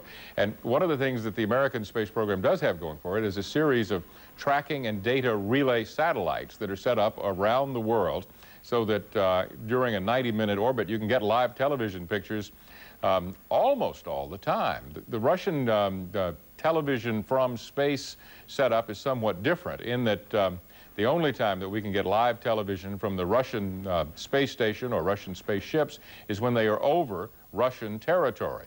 The United States satellites are spread all around the globe, so there's more coverage in each 90-minute orbit. So it is probable, just based on the fact that we haven't seen any live pictures for about 6 or 7 minutes, that the Mir and the Soyuz are now out of range of the Russian tracking system. As the two countries begin to cooperate more closely together, it is possible, we are told, that the Russians might be willing to try the United States tracking and data relay satellite system to get pictures from their spaceships back down to Earth. We're going to take another break, and we'll come back and we'll have a recap of what's happened so far, show you that docking one more time perhaps. Stay with us. The news continues in just a minute here on CNN.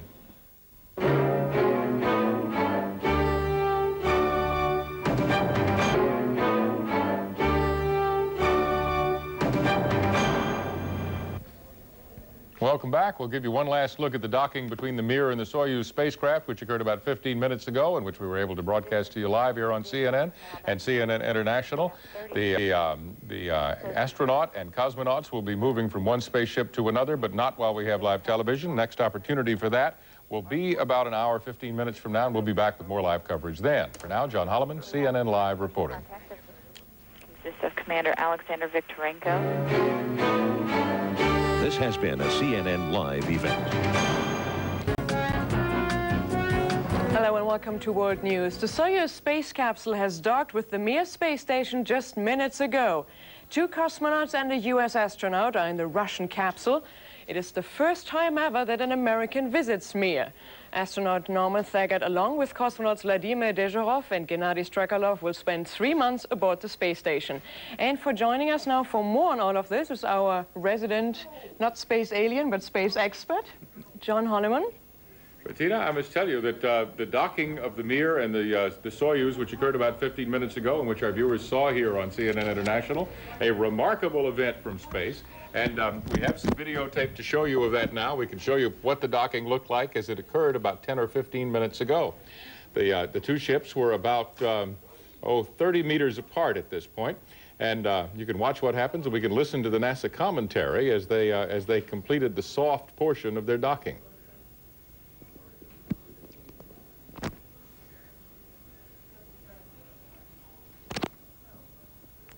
And if you watch very closely, you will see this docking occur. There it is, the two ships now together. And what has been happening for about the past 10 minutes is that the rockets on the Soyuz have been firing to force the two spaceships ever closer together.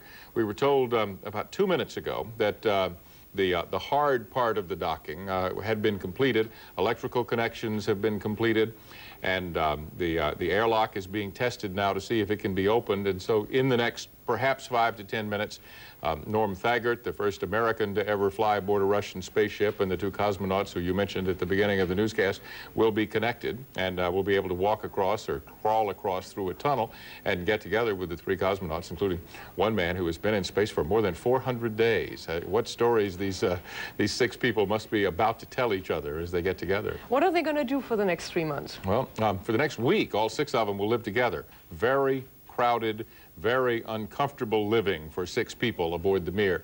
At the end of next week, the 3 cosmonauts who've been aboard the Mir for so long will be going home. And then Norm Thagard, who's a medical doctor, has some sophisticated equipment which has never been used aboard a Russian spacecraft before to test bone loss, calcium loss, the fact that when you're weightless for long periods of time, you have a tendency to get a kidney stone because calcium will go from your bones into your kidneys and make kidney stones. And he will be doing a number of muscular tests on himself and the 2 cosmonauts who were there with him to see how their 3 bodies change the first week, the second week, the first month, the second month, and on through 3 months of being weightless. And American medical technology has never been better for this than it is right now. And but Americans have never had an opportunity to be weightless for 3 straight months. So it's going to be a fascinating medical discovery that will be made from this, it is thought. And if it all goes well, and Thagard's investigation does not prove very serious detrimental effects on the human body from being weightless for 3 months, it will be one more check mark on the checklist for the United States-Russian cooperation on an even more modern space station than the Mir, which, as you know, has been in orbit since 1986. Now, some critics have charged that this is mainly a big PR event. How important is this for both the Russian and the U.S. space programs? People have told me that if the Russians and the United States were not doing this, the Russian space program would end because the United States is supplying a great deal of money to the Russian space program. And the United States space program would probably end because without a space station for the space shuttle to fly to, there's nothing left for the shuttle to do. So, I mean, you might consider it a symbolic thing. I suppose both nations could end their manned space programs. The Mir could be left alone. It would eventually fall back to Earth.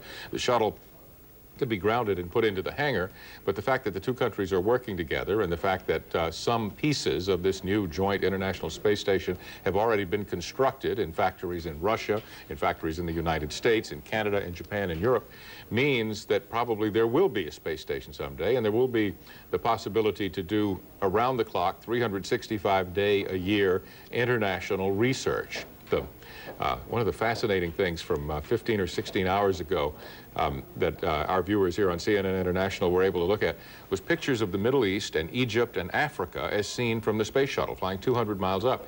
It was the most beautiful, clear day over Africa and the Middle East. You could see Iraq. You could see, the main highway from Baghdad across to Jordan, which I'm very familiar with. And I've never been able to see these things from space before. And if they did nothing more than that, to me, it would be a fascinating reason to have a space station up all the time. Thank you very much for your insights once again, John Holliman, joining us here. A Russian Soyuz space capsule is hooking up with the orbiting Mir space station. It is a routine maneuver for the cosmonauts, but the 3rd man on the mission is making history. Welcome to a special edition of CNN Newsroom. Coming up, we'll have live coverage of this first in space. Well, since Tuesday, there have been 13, count them, 13 people orbiting planet Earth. Now, that's a new record for the number of humans in space at one time, and more history is being made right now. The first U.S. astronaut to fly aboard a Russian spacecraft is about to go where no American has gone before, the Mir space station. It's another step toward an international effort to build a permanent orbital space station. Our expert on matters of space exploration is CNN's John Holliman, and he joins us with the latest news and the scoop on the situation in space. Well, it has been a very interesting past few hours, guys. I will tell you, the astronaut and the two cosmonauts aboard the Russian Soyuz rocket ship and space vehicle have managed to connect themselves to the Mir space station. We have some pictures of the docking to show you now, and this is what it looked like as the Soyuz was approaching the Mir. The camera that you see is on board the Soyuz, which is the spacecraft which did have the American on board. As the two ships approached, they were getting closer at about 2 feet per second. And as we watch the docking occur itself, you will see that it was a very gentle docking, not at all like some that Americans have done in the past, where there was a lot of shaking, rattling, and rolling.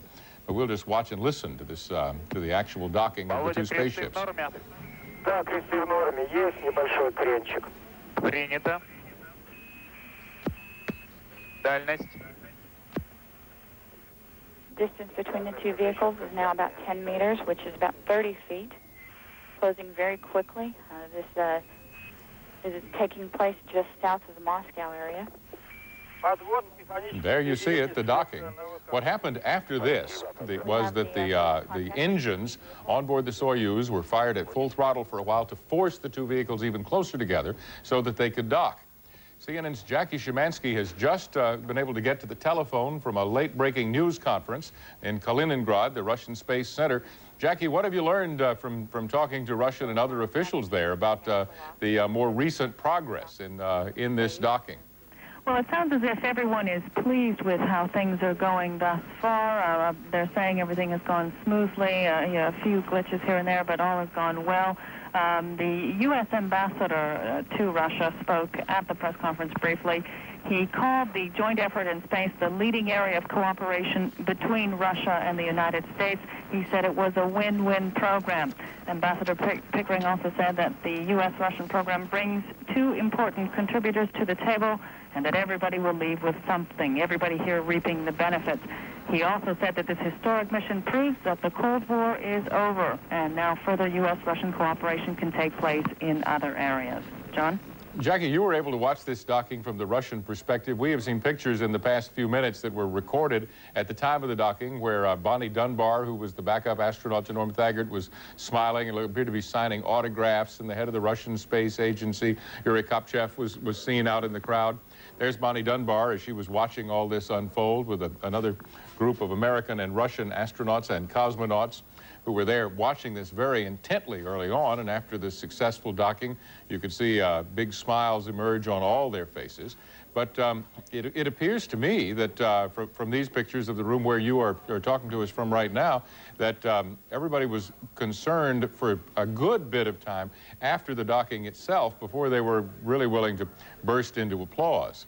Right, well, it's a complicated process. As you mentioned, there's a soft docking and then a hard docking, and so I don't think anybody really relaxed until the hard docking had been completed. There was muted applause, and there were smiles on people's faces, but certainly in the brief period between the final word from Mission Control that the docking had taken place and the time I was outside the press conference, much more relaxed atmosphere. People were smiling, and now again the tension has risen because everybody's waiting to see the astronaut Norm Thagard and the two cosmonauts actually go over into the space station Mir. We're still a bit away from that. So again, the tension is picking up because the next phase, the next important step out in space is about to be taken, and it's a very complicated and somewhat risky one. So everybody is back to biting nails, I imagine. I believe you're right, Jackie, but I'll tell you this. I remember the last time that Russians and Americans met in space in this way. That was the Apollo-Soyuz mission, where two ships, an American ship and then a Soviet ship, were able to dock together, and there were some big smiles up in space and a little vodka cross some lips as a result of this. And I imagine when the next picture we see from the one astronaut and the cosmonauts might involve some clear liquid going down some throats. I guess we'll wait and see. Yeah, I would suspect that, John. We've been told that there is apparently some clear stuff up there. Exactly. Well, you know, there is a serious purpose to having an American medical doctor who is an astronaut and an expert on the way the human body changes in times of weightlessness. And Norm Thagard has some very sophisticated American medical equipment with him, and will be using it on himself and his two cosmonaut colleagues to try to find out very specifically how the human body changes day after day after day through the 3 months of this time that the three of them are going to be alone on board the Mir. And if the results turn out to be that there are not major detrimental effects to human beings by being weightless, it'll be a good sign that more Americans can live aboard space stations, this one or the next generation, which the Russians and Americans and Europeans and Japanese are all going to be building together. Well, this space station, the Mir, give us a little history on that for our student viewers. 1986, the Mir went up into space, and it has been in virtually constant use ever since. It's not the same sort of technology as the new one that is just under construction in the United States, Russia, and Europe. It is much less modern. It doesn't smell very good. The bathroom facilities are broken a lot of the time. The food that is provided there, not so hot. What Norm Thagard said in an interview done a couple of weeks ago about what he expected his first impression to be was it was going to smell really awful when he walked in the front door of this thing, which he is probably going to be doing moments from now on. But the cosmonauts who've been there for a while say it's going to be all right. He'll get used to the smell, and he'll certainly enjoy being weightless for this many days in a row. Now, John, Jackie mentioned the future of international space cooperation. What does all of this mean for the future? Well, it means that the United States and the Russians are able to work together in space. And maybe if the two countries are able to work together in space, they'll be able to work more well together down here on Earth. And the fact is that over the next several years, there'll be more Europeans going up to the Mir, there'll be Japanese going, there'll be more Americans going. And it's a sign that the two nations have been able to overcome the Cold War barriers, which your student viewers have learned about in history class now, and which some of us who are a little bit older student viewers learned about from participating in them in the past. And it's probably going to lead to the continuation of manned spaceflight. I talked to one outside analyst, doesn't work for the Russians, doesn't work for the Americans, works for a private corporation, and he said that if this had not been done, if the Americans and the Russians had not been able to work together in space, both manned space programs, the U.S. program and the Russian programs, would have gone by the boards. They would have gone out of business. The Russians couldn't afford to do it without American money. The Americans wouldn't have any place to send their space shuttle if there weren't a space station for it to go to.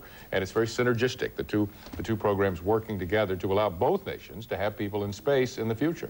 All right, John, well, thank you so much. It's been wonderful, as always. I think to have you. We're about out of time now. Hello and welcome. A Russian spacecraft reaches its goal. About an hour ago, the Soyuz capsule docked with the Mir space station. The Soyuz crew included the first American to fly to Mir. He and his two Russian crewmates will relieve the three cosmonauts who've been living on Mir. We're expecting to get pictures from Mir soon. We'll bring them to you just as soon as we get them. And the docking of the Soyuz space capsule with the Russian space station Mir. The Soyuz crew has just climbed aboard the space station. As a result, Mir is rather crowded. There are 6 space travelers on board, but Mir's old crew will go home next week on Soyuz. The 3 newcomers, including Mir's first American visitor, Norman Thagard, will stay on board. The US astronaut will spend his time conducting medical experiments to find out how weightlessness affects him and his crewmates. You're hearing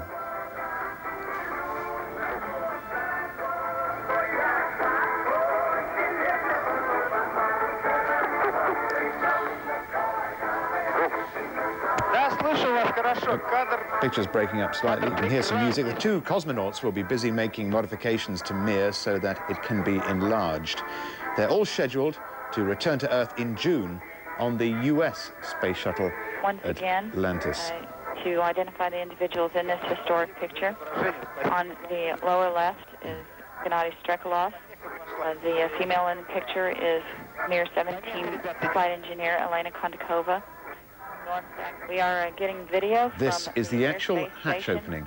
Détente arrives in space. U.S. astronaut Norm Thagard enters in and is greeted by flight engineer Elena Kondakova. Just a few seconds ago, so these aren't live pictures, but it happened very recently.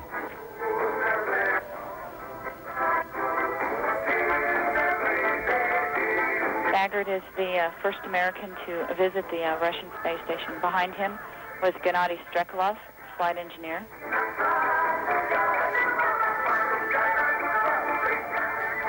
And these are the live pictures again. There is an old Russian tradition where the new arrivals to a home are greeted with bread and salt. That activity is currently underway in the Mir space station.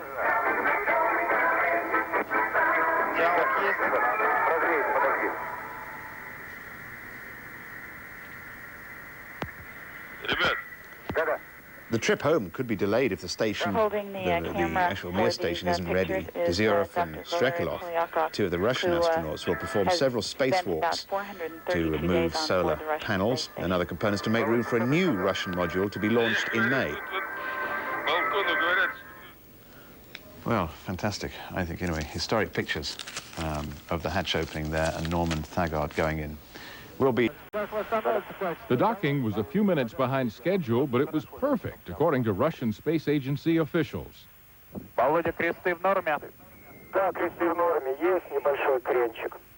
Distance between the two vehicles is now about 10 meters, which is about 30 feet, closing very quickly. This is taking place just south of the Moscow area.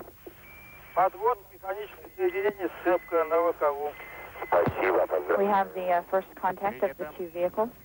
They have achieved mechanical lock. The team of 2 cosmonauts and astronaut Norm Thagard aboard the Soyuz spaceship were able to complete their docking checklist and get together with the cosmonauts who've been living aboard Mir for months. On the ground, Russian Space Agency officials were very pleased the docking went smoothly.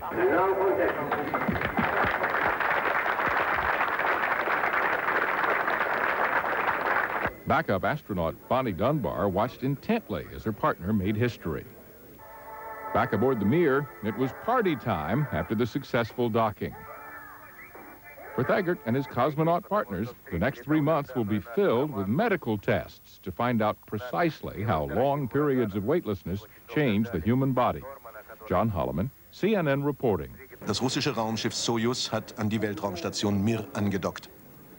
Das Manöver verlief weitgehend automatisch und wurde von russischen und amerikanischen Experten kontrolliert. 6 Astronauten halten sich jetzt auf der russischen Station auf, darunter der Amerikaner Thagard. Die erste russisch-amerikanische Mission war am Dienstag in Kasachstan gestartet. C'est à l'heure du laitier, vers 7 heures, que la capsule russe Soyouz s'est arrimée à la station Mir. Ce vieux taxi à l'électronique rustique et la vieille fusée trentenaire ont tous deux parfaitement fonctionné.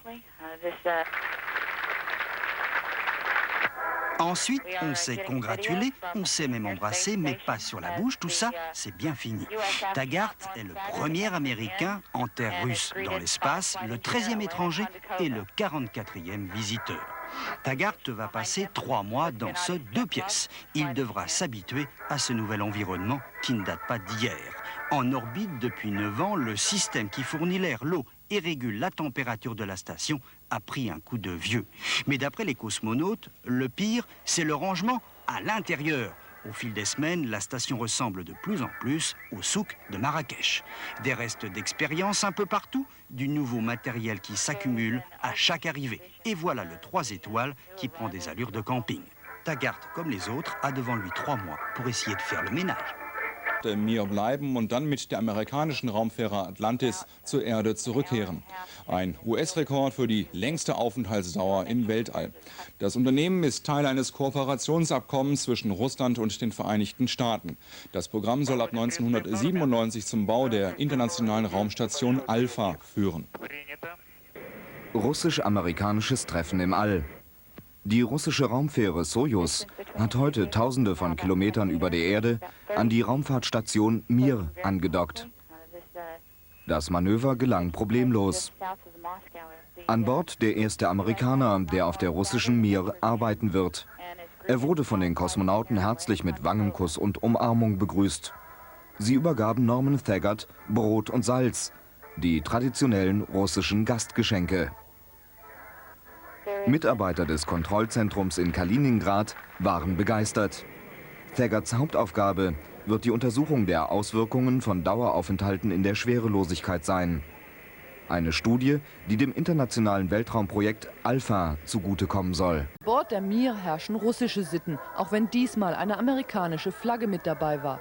Zur Begrüßung bekam Norman Thagard Salz und Brot und das alles begleitet von einem Volkslied.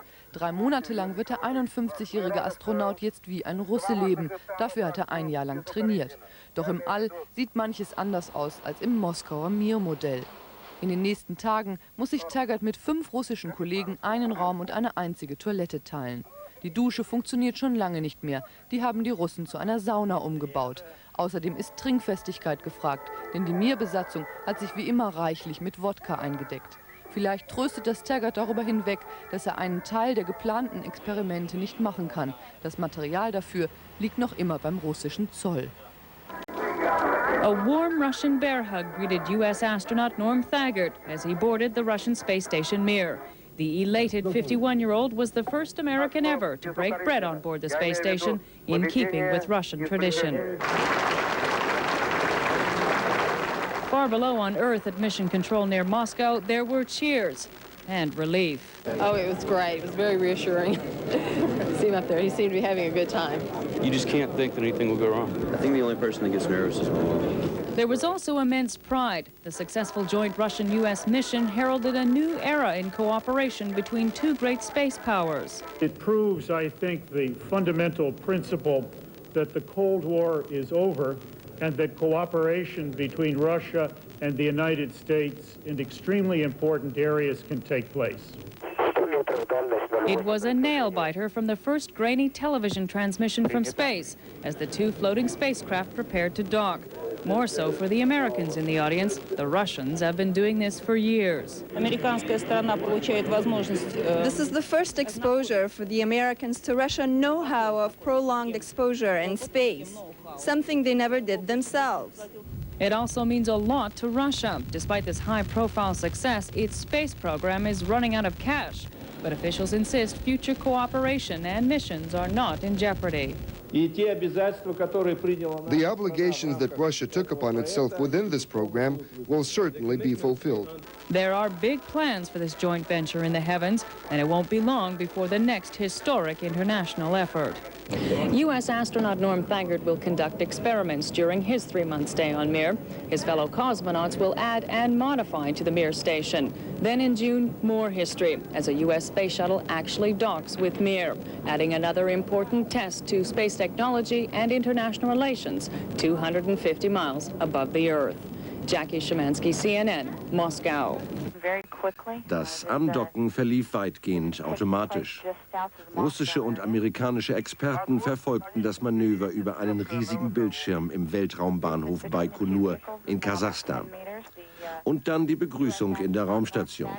US-Astronaut Thagard kam als erster durch die Schleuse, bekam von Bordingenieurin Kodakova ein Küsschen. Fast eine Woche müssen sich 6 Menschen die enge Station teilen.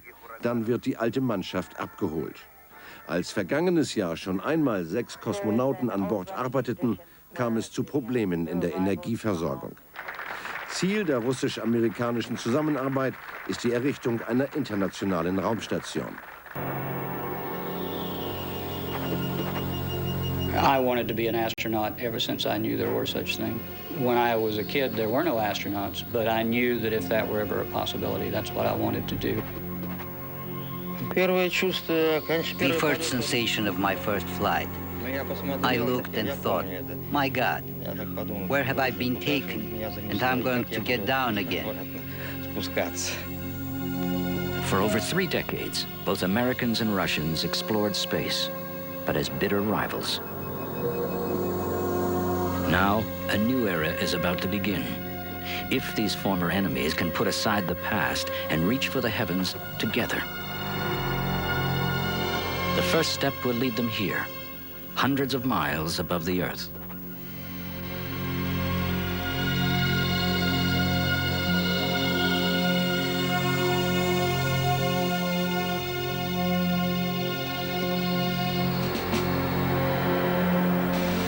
Just 1 hour north of Moscow lies what was once perhaps the most secret city in the entire Soviet Union.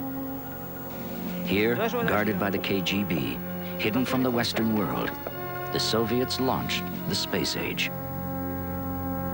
This is Star City.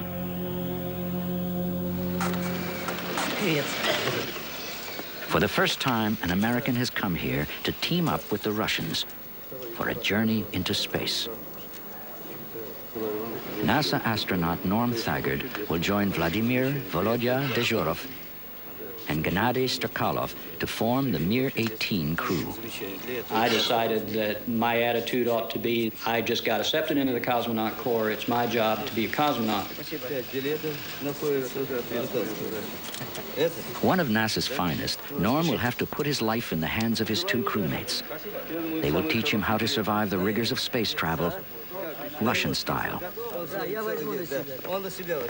With their help, Norm will take part in a grand experiment that began more than 30 years ago.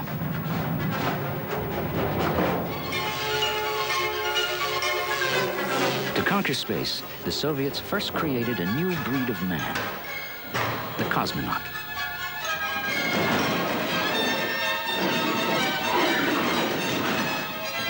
The training was intense, the methods bizarre and extreme. But the rewards were great. While Americans were still staring at the stars, the Soviet cosmonauts were blazing the trail to outer space. Yuri Gagarin, the first man in space. Valentina Tereshkova, the first woman in space. And Alexei Leonov, the first to walk among the stars. They were all Russians. But along with the glory came great tragedy. The worst disaster in space history. 165 people killed when an unmanned rocket explodes on the launch pad.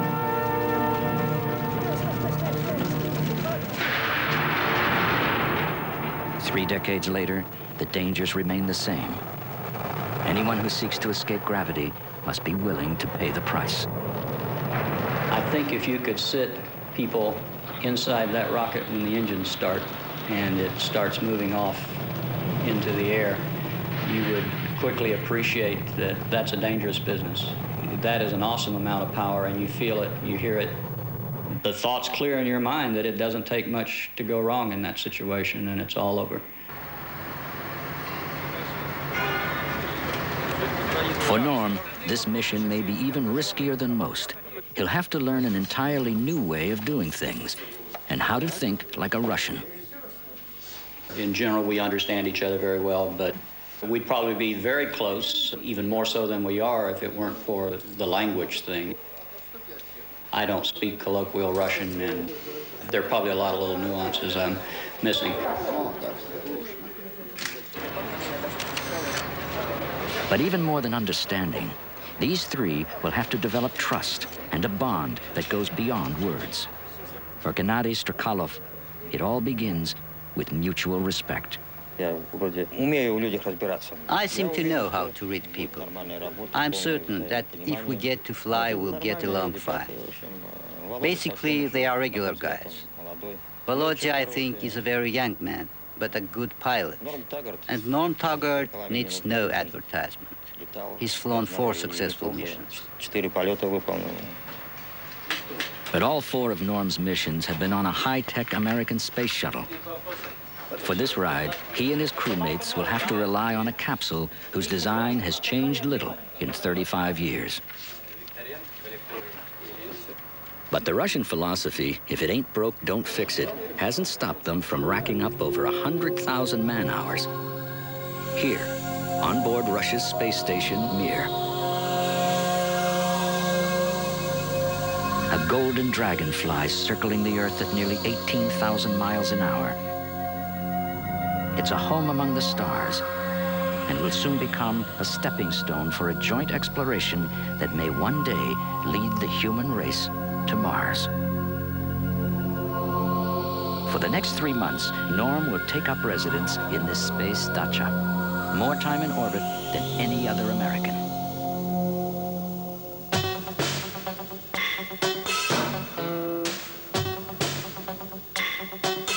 But one member of the Mir-18 crew has logged 4 months on a previous mission aboard the station.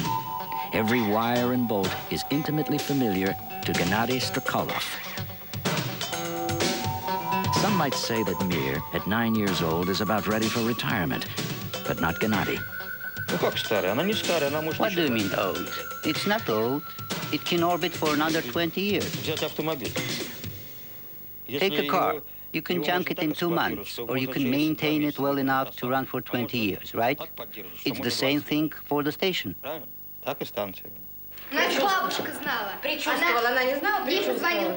Perhaps no one knows better the perils of space travel than Gennady's family. 12 years ago, his mother had a frightening premonition.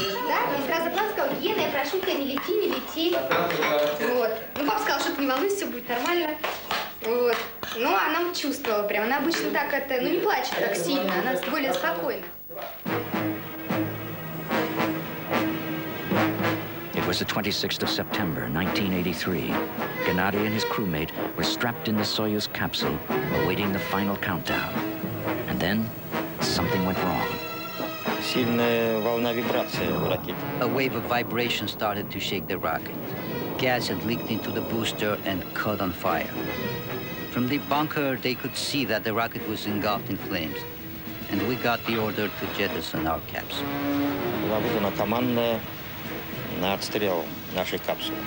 We braced ourselves in our seats because with all that gravity, if you are limp, you can break your neck. 2 seconds before the rocket exploded into pieces, we managed to eject and landed about 3 miles from the launch pad.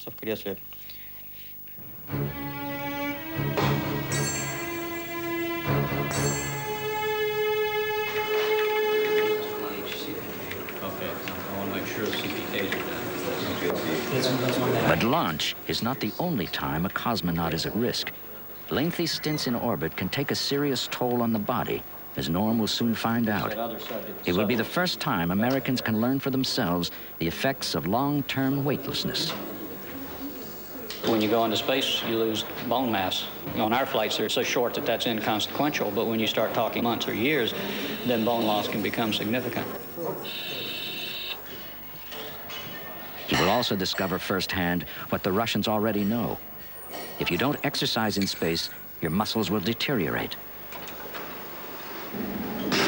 With so much at stake, Norm isn't the only American preparing for this mission. Well, everything could be lost in a heartbeat. If I fell and broke something, and I've broken 7 bones in my life, then Bonnie would fly the mission. Well, I am what they say in Russian is a doubler, or reservny. I'm part of the backup crew. I'm Norm's backup. We've been engaged in a parallel training program here in Star City, culminating in the March 14th launch, hopefully with Norm. Over the next year, Bonnie Dunbar, another NASA veteran, and Norm will benefit from many of the same techniques that sent the first cosmonauts into space.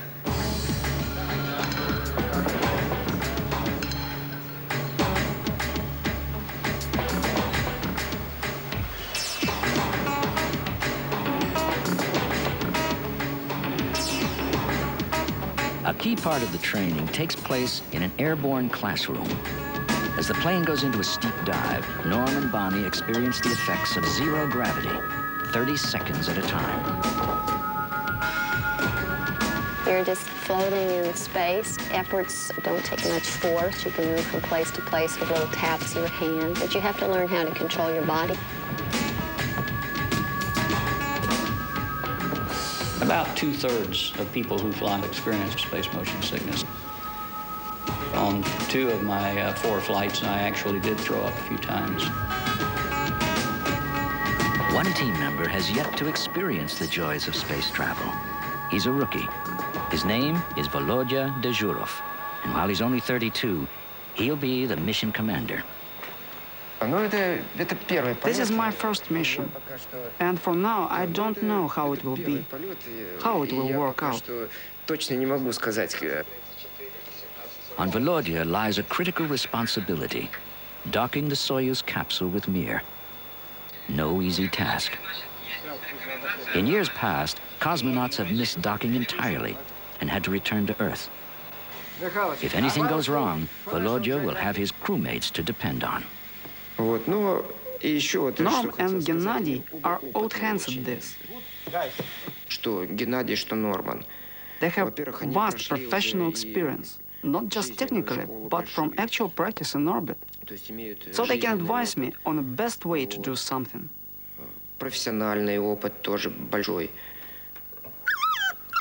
Volodya has been training 8 years for this moment, and his young family has been with him at Star City each step of the way. I'm really happy for him. As dreams go, you can dream about something. Say that your kids stay healthy. But space is his purpose in life.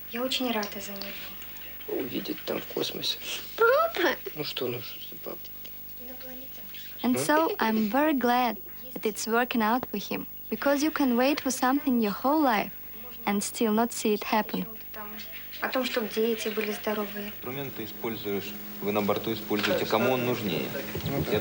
Launch is now just 4 weeks away. Norm, Volodya, and Gennady are finally a tightly functioning team, and they'll need to be. For before they can fly, the trio must pass a series of grueling tests to prove they can handle any emergency. If they fail, the rocket will carry the backup crew in their place.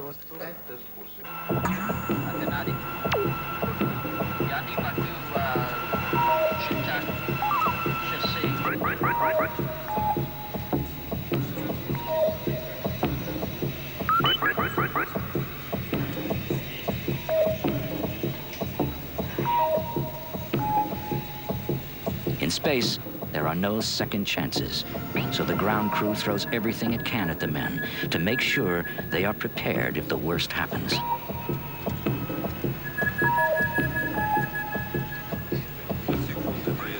At each moment, Mission Control reads the team's anxiety, their reaction to crisis in every electronic blip.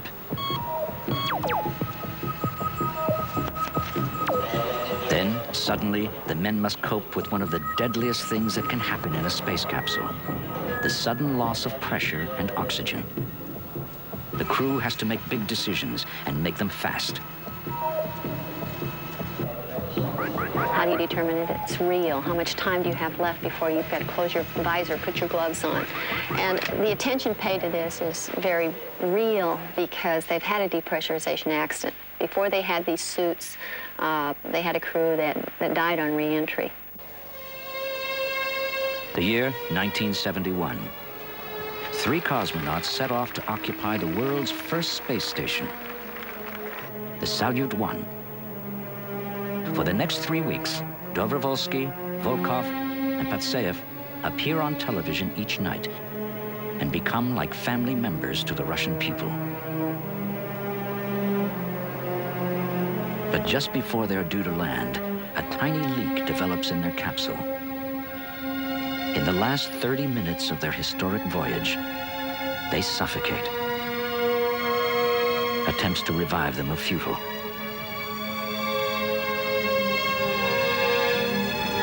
And all of Russia mourns their loss.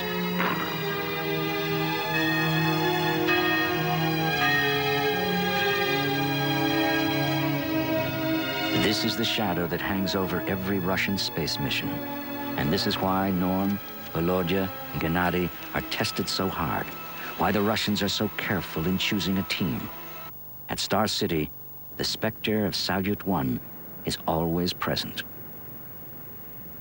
Today, the Intergovernmental Commission has approved the main and standby crew.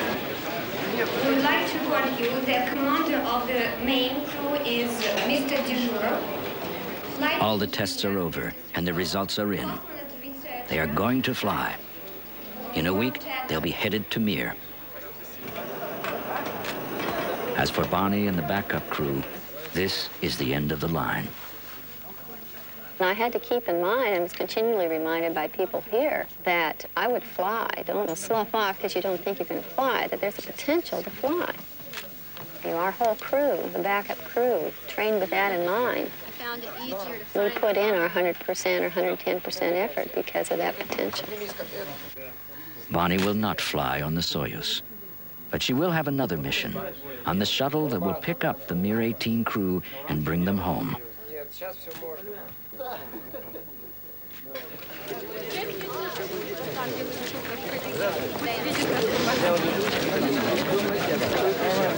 Finally, it is a time for goodbyes at Star City.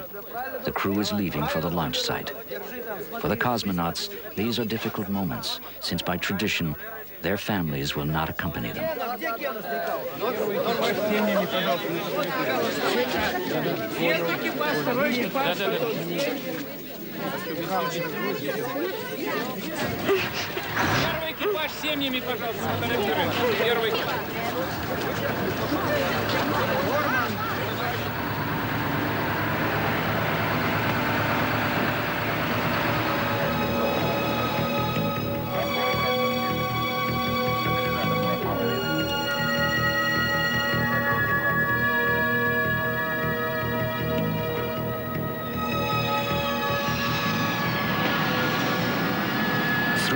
And another country away.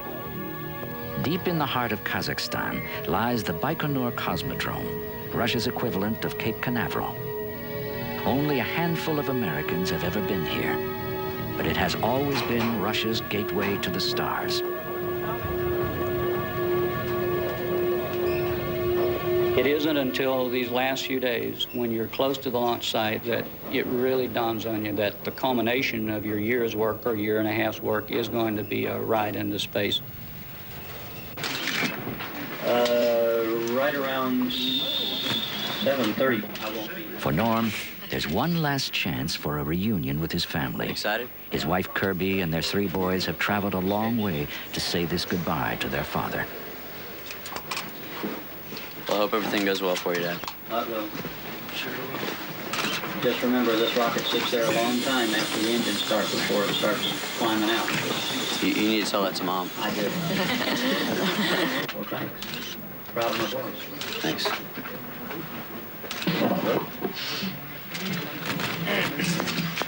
Bye-bye.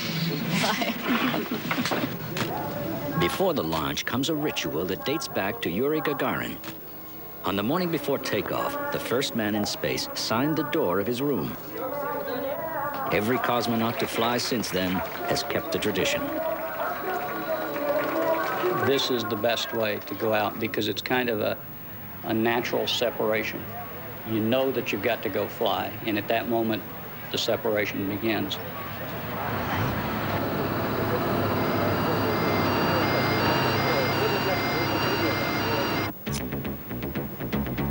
Then it begins. T minus 4 hours and counting.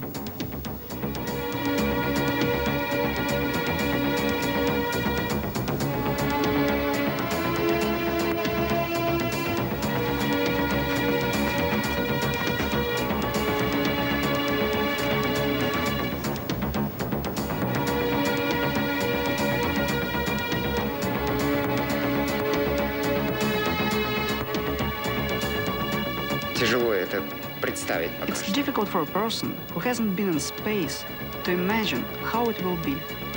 For now, I can only wonder. I'm certain that the crew will be okay.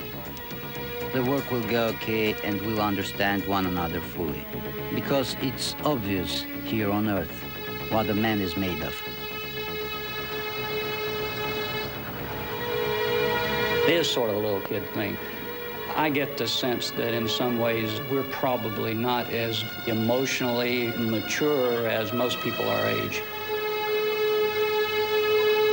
When you're going to do something like ride a rocket, it has to be romanticized.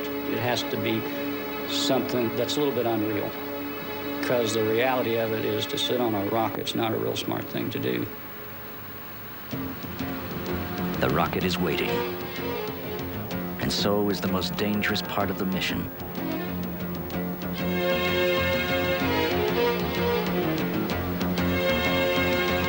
The thing that worries you about Ascent is that it's basically a bomb, and everything has to work well.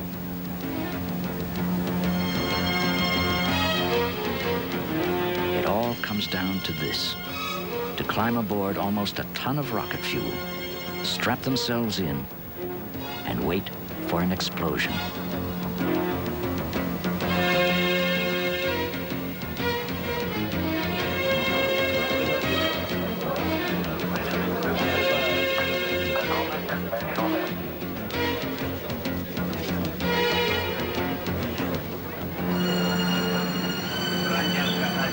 Here, there is no 5, 4, 3, 2, 1.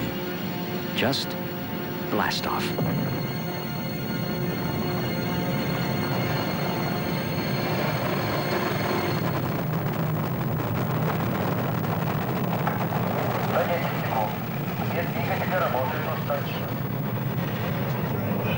Ready to go, Norm? Woo!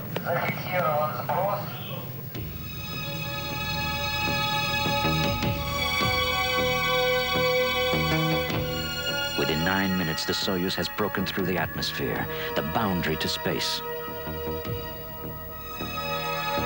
For the next 48 hours, they will circle the Earth as they close in on the Mir space station.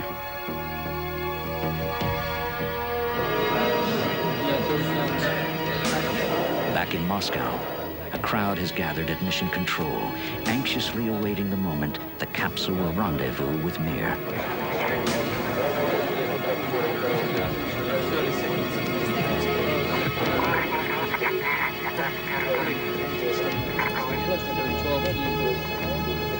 This is the critical moment for the pilot Volodya. A miscalculation now could destroy a year's worth of effort.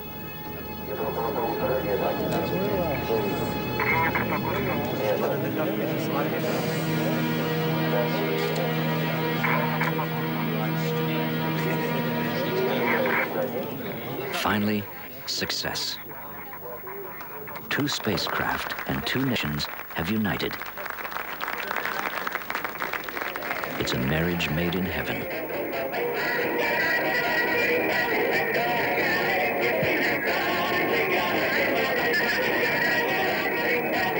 "35 years after the beginning of the space race, Russians and Americans have come together to live among the stars."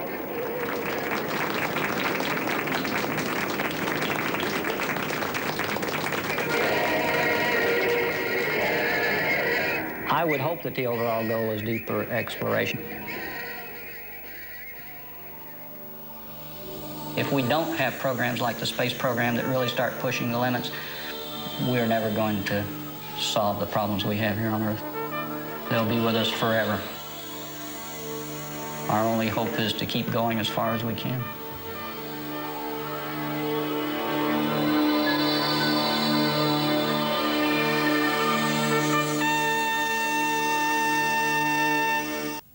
Noch einmal Nachrichten.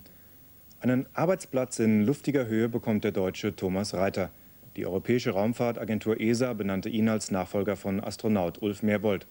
Reiter soll bei der europäisch-russischen Raumfahrtmission Mir-18 135 Tage im All bleiben, so lange wie noch kein Westeuropäer zuvor. Rückkehr aus dem All. Der russische Kosmonaut Valeri Poljakow hat einen Rekord gebrochen. Nach 438 Tagen im All kehrte der 52-Jährige heute der Raumstation Mir den Rücken. Nie zuvor war ein Mensch so lange im All. In der Raumfähre Sojus TM-20, die heute Morgen von der Mir abkoppelte, sauste Poljakow nach über einem Jahr wieder gen Erde. Nur 3 Stunden später landete die Sojus-Kapsel wie geplant sicher in der kasachischen Steppe. Den Rekord von einem Jahr im All hatte der Wissenschaftsastronaut Poljakow schon am 9. Januar gebrochen. Die Sojus TM-20 brachte noch eine zweite Weltrekordlerin mit nach Hause. 170 Tage war die Bordingenieurin Jelena Kondakowa an Bord der Mir. Die längste Zeit, die eine Frau jemals im All verbracht hat. Polyakow, a doctor, broke the endurance record of 1 year in space on January the 9th. He stayed on board Mir until a joint US-Russian crew linked up and took over the space station on Thursday.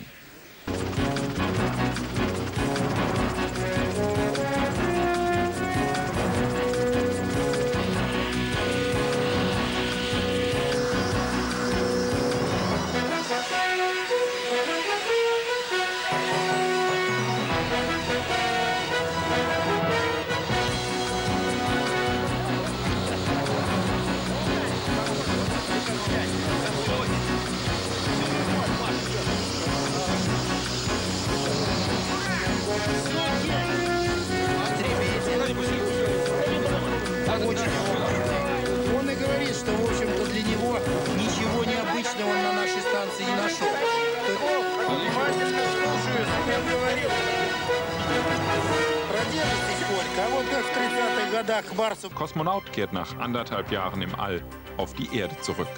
Nach 439 Tagen in der Raumstation Mir kehrte der Kosmonaut Wladimir Poljakow heute zur Erde zurück. So lange hat noch nie ein Mensch im All gelebt.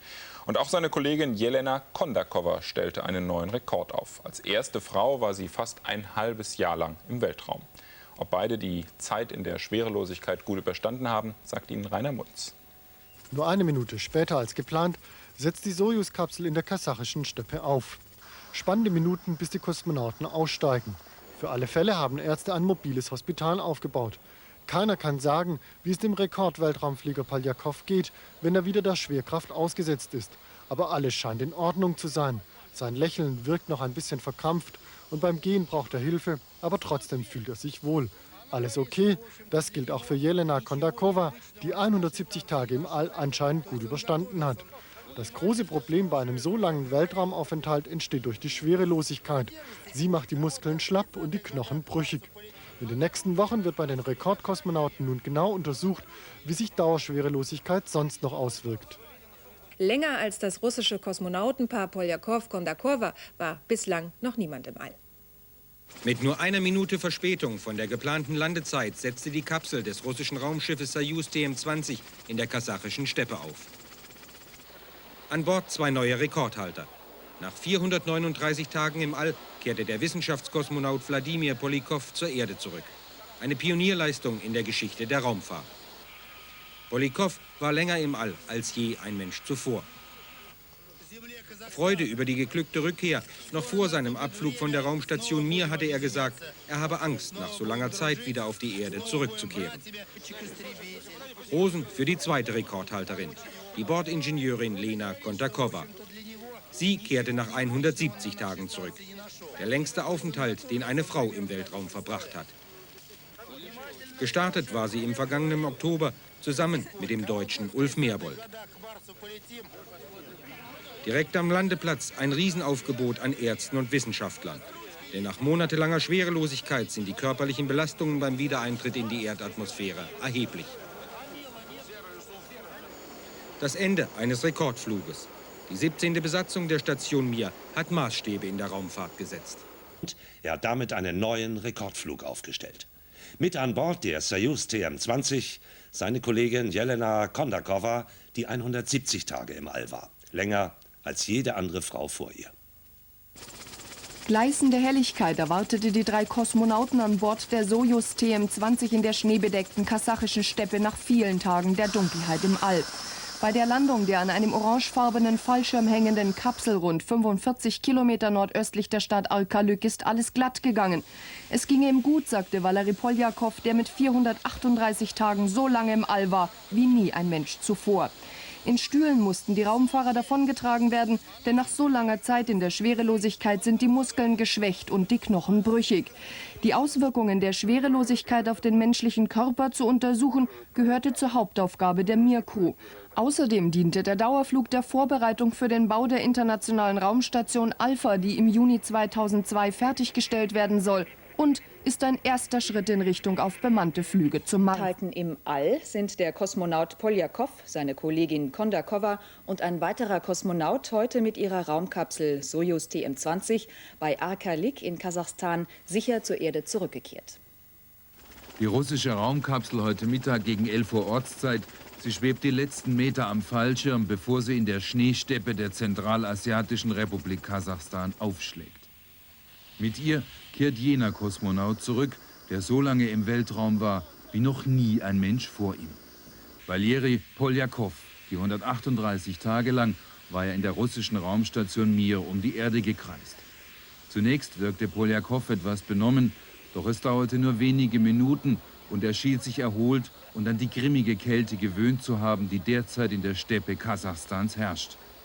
Während sein mitgeflogener Kollege sich gleich in den Stuhl setzt, er war erheblich kürzer im All, besteht Poljakow darauf, ein paar Meter selbst gehen zu dürfen, obwohl ihn die Ärzte daran hindern wollten, doch das gelingt ihnen nicht. Das gesamte Lande- und Bergungsmanöver verlief ohne Panne. Mit Rosen mitten in der eisigen Steppe begrüßt, kehrt auch die Kosmonautin Jelena Kondakowa aus dem All zurück. Sie war 170 Tage im Weltraum. Er bedankt sich beim Land Kasachstan, auf dessen Erde er gelandet ist. Wir werden bald wieder Brüder, sagt er. Kasachstan war früher Teil der Sowjetunion. Die Kosmonauten werden jetzt so schnell wie möglich nach Moskau geflogen und dort ärztlich untersucht.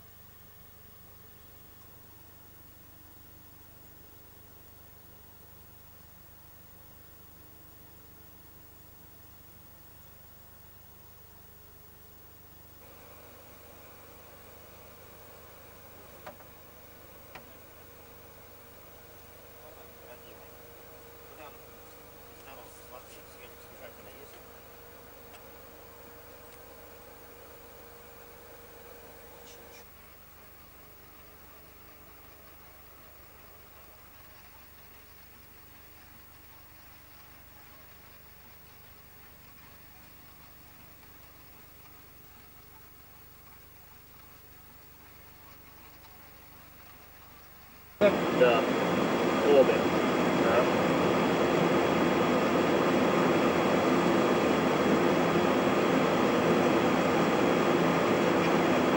Идет? Идет.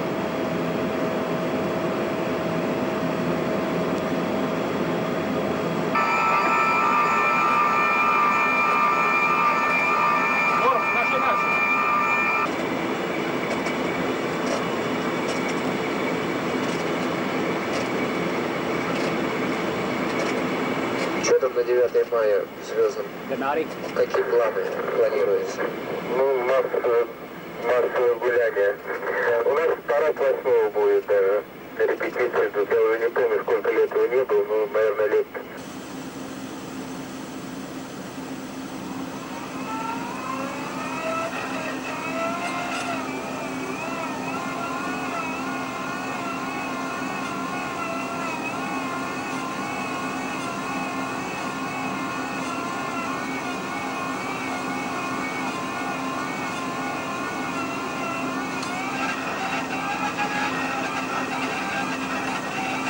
Okay, here we are in the base block. There's the dinner table. There is the Terahutna camera of the base block, and we're going to start back through there. Slowly. And you'll get some idea about, this is trash here, food canisters that we use after the food is out of them for trash canisters. You can already get some sense of how small everything is here. Air ducts, tunnel.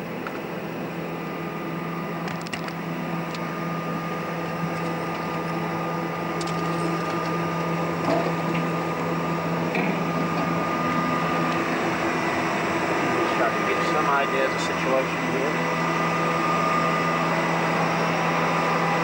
Again, more food canisters used for trash.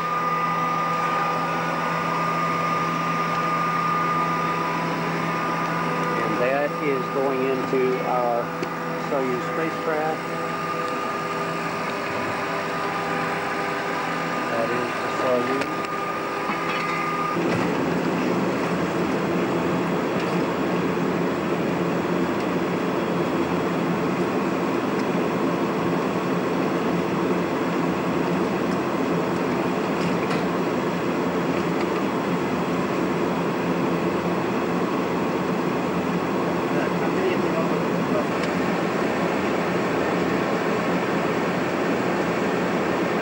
Number 2.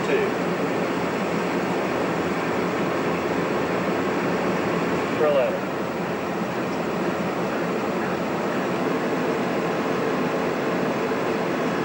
Number 50.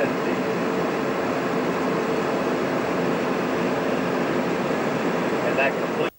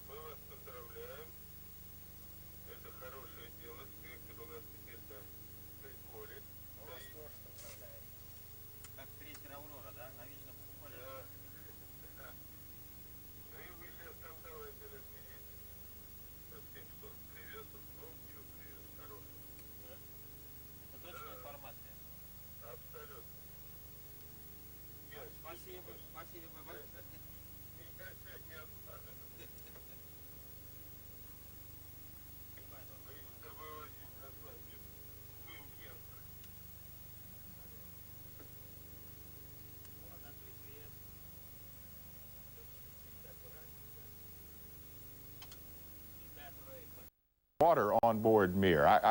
I've heard that perhaps there's a problem with the water recycling system or the water coming out of that system. Tell me what you can about that. I'm not sure that there's a problem with it. We did have an experiment where we basically incubated some of that water in a petri dish sort of thing and checked the growth. There were some pinpoint colonies, but I don't know what that means. Probably nothing. We'll have to wait and see about that later on. Those samples, I'm sure, will be returned to ground, and we'll find out a little bit more about it. Yeah, is that water that you might have to drink, or is it water you'd use for other things? No, it's the drinking water system, but it passes through a number of filters, and then it's also sterilized by heating at the last. I think we'd have to look at a number of things. First of all, the growth was not great. We were talking very small, in one case, 2 colonies on a large petri dish, so I don't think I'm too upset about it. And it's always possible that even that was a contamination for the process of collection. Yeah. I am interested in having your impressions of how the Mir is different from the space shuttle. It appears from looking at the Mir, which we were able to see during the docking a couple of weeks ago, it's a lot bigger. Take us around, show us what's there, show us the things that are different, and tell me in your own words how it feels compared to being on the shuttle feels. Okay, I'll have to ask our camera operator to help us do that, and we'll probably be restricted to the main part of the Mir station in which I'm now presently located. This is called the base block. It is the original Mir station that was launched 9 years ago. Maybe we can get Volodya just to pan the camera around. Let me go off comm here and ask him to do that. Okay, that's fine. I'll talk while you're doing that. This is a fascinating tour. As you can see, we can look around the cabin a little bit there while Dr. Thagard talks to his colleague in Russian. And, Norm, you back with me? I'm here. We got to get some lights on and then switch the other camera. Okie doke. Well, I might have made this more complicated than need be, but there we go. There's a different shot of the Mir station. Yeah, Volodya, the commander, is now operating a camera handheld. And we're looking over, this is the computer, a little ham radio set on board with packet capability, meaning we can also, if we ever figure out how to make the computer work, send sort of telegraph or really teletype sort of messages back and forth to ground. A bunch of tapes, some of those are videotapes with various, in some cases, entertainment, movies, that sort of thing. A whole bunch of audio tapes. We haven't listened to very many of those because there's not really been that much time. This is the main control console in the Mir station. From here, you can actually fly it like a spacecraft. Systems from these switches and panels. These are our teletype messages. They come up on a little printer, and that is the way we get our instructions for what to do every day. That is a map that can, it's a fairly detailed world map that allows us to more precisely determine where we are over the Earth if we want to use that. But we also have a computer-generated display of a world map that constantly updates us. And I can look over Volodya's shoulder now and see that map and tell that we're south of the very tip of Africa right now. So that's where we are over the world. And you can see a bit of the clutter. You can see cameras, bunches of cameras, in fact. There's no shortage of those on board. And then over towards the medical panel, and yesterday we did an experiment called ODE, which basically is lower body negative pressure. You get into a suit from the waist down that generates a negative pressure, tends to suck the blood out of the upper part of your body and simulate what would happen if we returned to Earth. While the ground got telemetry on heart rate and that sort of thing. And my school is going to get a little publicity here at Florida State, who knows. And hopefully toward the end we can get Volodya to go over and stick that camera outside the window and show you what it looks like. Gennadi's relaxing during all of this. This is great, Norm. Let me interrupt to ask you a question. I know that you had hoped that some more equipment would be coming to you, some more specialized medical equipment on a crystal module that you'd hoped would be there by now. Its launch has been delayed for a while. How is that going to affect, A, your experiments, B, the results you might expect to get, and C, your time on board the Mir? Well, in fact, the module is called the Spectre module. The crystal is already attached up here. There is a lot of equipment, and it's very specialized equipment that would allow us to perform some very sophisticated experiments.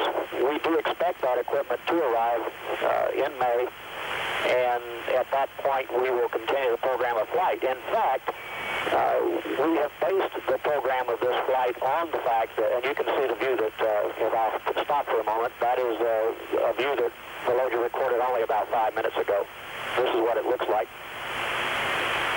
And I can look out my left side here and through the window in Volodya's cayuta or stateroom, and I can see the Earth going by underneath too. This is one of the nicest features, obviously, of being in space, and that's the ability to just look out the window and see what it looks like.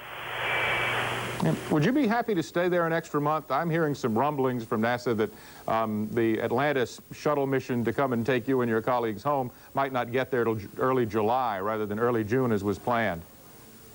Well, I guess it's always good to be home, but I can handle that. I came prepared in case the Atlantis didn't launch at all to get in our Soyuz in August and come home if that were necessary. I would ask that question before we launched, and my answer was, what choice would I have? And I guess that's still the question. If it gets delayed, what choice do I have? I can handle that. Yeah. What are you doing to stay in shape? How are you able to keep yourself physically up to par when you're there? Is there an exercise bike as there is on the shuttle? There's a good exercise system. There are 2 treadmills on board, and there is also a bicycle ergometer. One treadmill and the bicycle ergometer are located right here. In fact, they're both located basically where I'm sitting is the treadmill, and the bicycle is across the table in front of me. And there is, again, another treadmill in the crystal module. And when the Spectre gets here in May, we'll have another bicycle ergometer, a little bit more sophisticated one. So there's no lack of exercise equipment on board, and we get 2 one-hour exercise sessions a day. One of those usually is on the treadmill, and the other's on the bicycle ergometer. Norm, we only have 30 seconds left. A quick question about the possibility of an international space station. Have you learned anything in your time on board the Mir that convinces you one way or the other that there's going to be an international space station involving the U.S. and the Russians and others? I think if nothing else, Volodya and Gennady and I have so far demonstrated that's certainly feasible. We're having no trouble working together. The language has come along fine, and at this point I wouldn't say that's a big barrier. I think we can do it, and indeed, given the cost of these projects these days, I think that's what we will do in the future, both for a space station and probably further exploration of the moon and the planets. Dr. Norm Thagard, thank you very much for joining us live from the Mir space station. And that was CNN's John Holliman. Well, Thagard was the first U.S. citizen to get into space via a Russian spaceship. He and the Russians will return to Earth later this year aboard a U.S. shuttle. A Russian rocket, which was once tipped with a nuclear warhead and aimed at the U.S., now lies at the bottom of the sea. The misfired launch is a setback for plans to beat nuclear swords into satellite-launching plowshares. Siobhan Darrow with more on yet another surprising twist in the post-Cold War world. Russia launched an intercontinental ballistic missile Tuesday. On board, instead of its one-time nuclear payload, an Israeli satellite. This was good news for the Sea of Okhotsk, since that's where the satellite apparently landed shortly after takeoff. It's just a technical failure. There were hundreds of technical failures in space launches during the history of this practice. Losing satellites on these launches is not uncommon, but it's a blow to the Russians, who wanted to show off their new technology, using for the first time a converted SS-25 nuclear missile to launch commercial satellites. The Russians say their system is cheaper, more reliable, and even better for the environment than other satellite launching systems. And they want a piece of the global market, with an estimated potential of over $100 billion. But this less than promising start is bound to scare off customers, many of whom, along with journalists from around the world, descended on this once top-secret missile testing site to check out this high-tech recycling process. It's an interesting rocket in that it fills a niche that has really remained unfilled in the small satellite market. It's sort of a mid-size small satellite launcher. The Russians are undeterred by the failure, admitting it's a setback, but they are still proud of their technology. We now have in Russia a program of real conversion, where we can use our rockets in a peaceful way. The rocket is made from weapons destined for destruction under the INF Treaty. It means that a rocket that was intended to go to the States and take a nuclear payload with it is going to go into space. And of course, that's always good news. Bringing together one-time enemies like Israel and Russia in the process. Siobhan Darrow, CNN, Plessetsk, Russia. Herzog war in der letzten Zeit mit wichtigen Reden zu den Jahrestagen des Kriegsendes vor allem als eine Art Notar der deutschen Geschichte tätig. Heute hatte er Gelegenheit, nach vorne zu blicken beim Bundeswettbewerb Jugend forscht. Der hat sich als erfolgreicher Anreiz für die Art von Talent und Ehrgeiz erwiesen, die für die Zukunft des Wirtschaftsstandorts Deutschland wichtig ist. Einst von der Illustrierten Stern ins Leben gerufen, längst von staatlichen Stellen und der Industrie mitgetragen. Zur Stunde werden in Hamburg die Bundessieger des 30. Jahreswettbewerbs ausgezeichnet. Und zum Jubiläum eine ganz besondere Attraktion, Glückwünsche aus dem Weltall. Jürgen Krahn berichtet, ich verabschiede mich, einen schönen Abend noch. Eine Gala für die besten Bastler und Tüftler. Zur Stunde werden die diesjährigen Gewinner von Jugend forscht in Hamburg ausgezeichnet. Vor 3 Jahrzehnten hatte der damalige Sternchef Henry Nunn die Idee aus den USA mitgebracht. Daraus wurde Europas größter Wettbewerb für Nachwuchsforscher. Zum Jubiläum kamen auch Bundespräsident Herzog und Bildungsminister Rüttgers. Eine hochkarätige Jury nahm 2 Tage lang die rund 100 Arbeiten unter die Lupe. Dieses Robotersystem für den Transport gefährlicher Güter, ein Beispiel aus der Sparte Technik. Spannendes gab es in allen Fachgebieten, ob aus Biologie, Physik, Chemie oder Geowissenschaften. So mancher gestandene Wissenschaftler war verblüfft. Viele Prominente gratulierten den Preisträgern per Videowand, dann der Höhepunkt des Abends.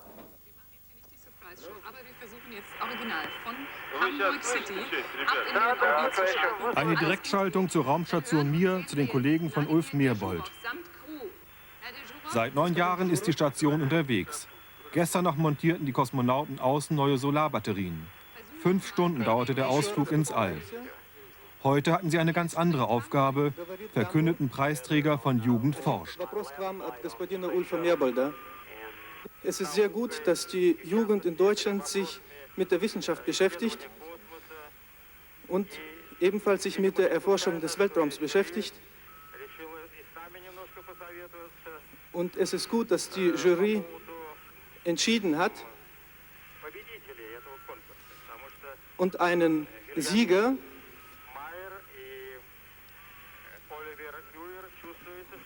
denn Benjamin Meyer und Oliver Müller, die beschäftigen sich mit dem Weltraum und wir sind sehr dankbar dafür. Diese Grüße aus dem All werden die Preisträger wohl nicht vergessen. Selbst wenn sie später, wie so manche Jungforscher vor ihnen, ihre wissenschaftliche Karriere mit dem Professorentitel gekrönt haben.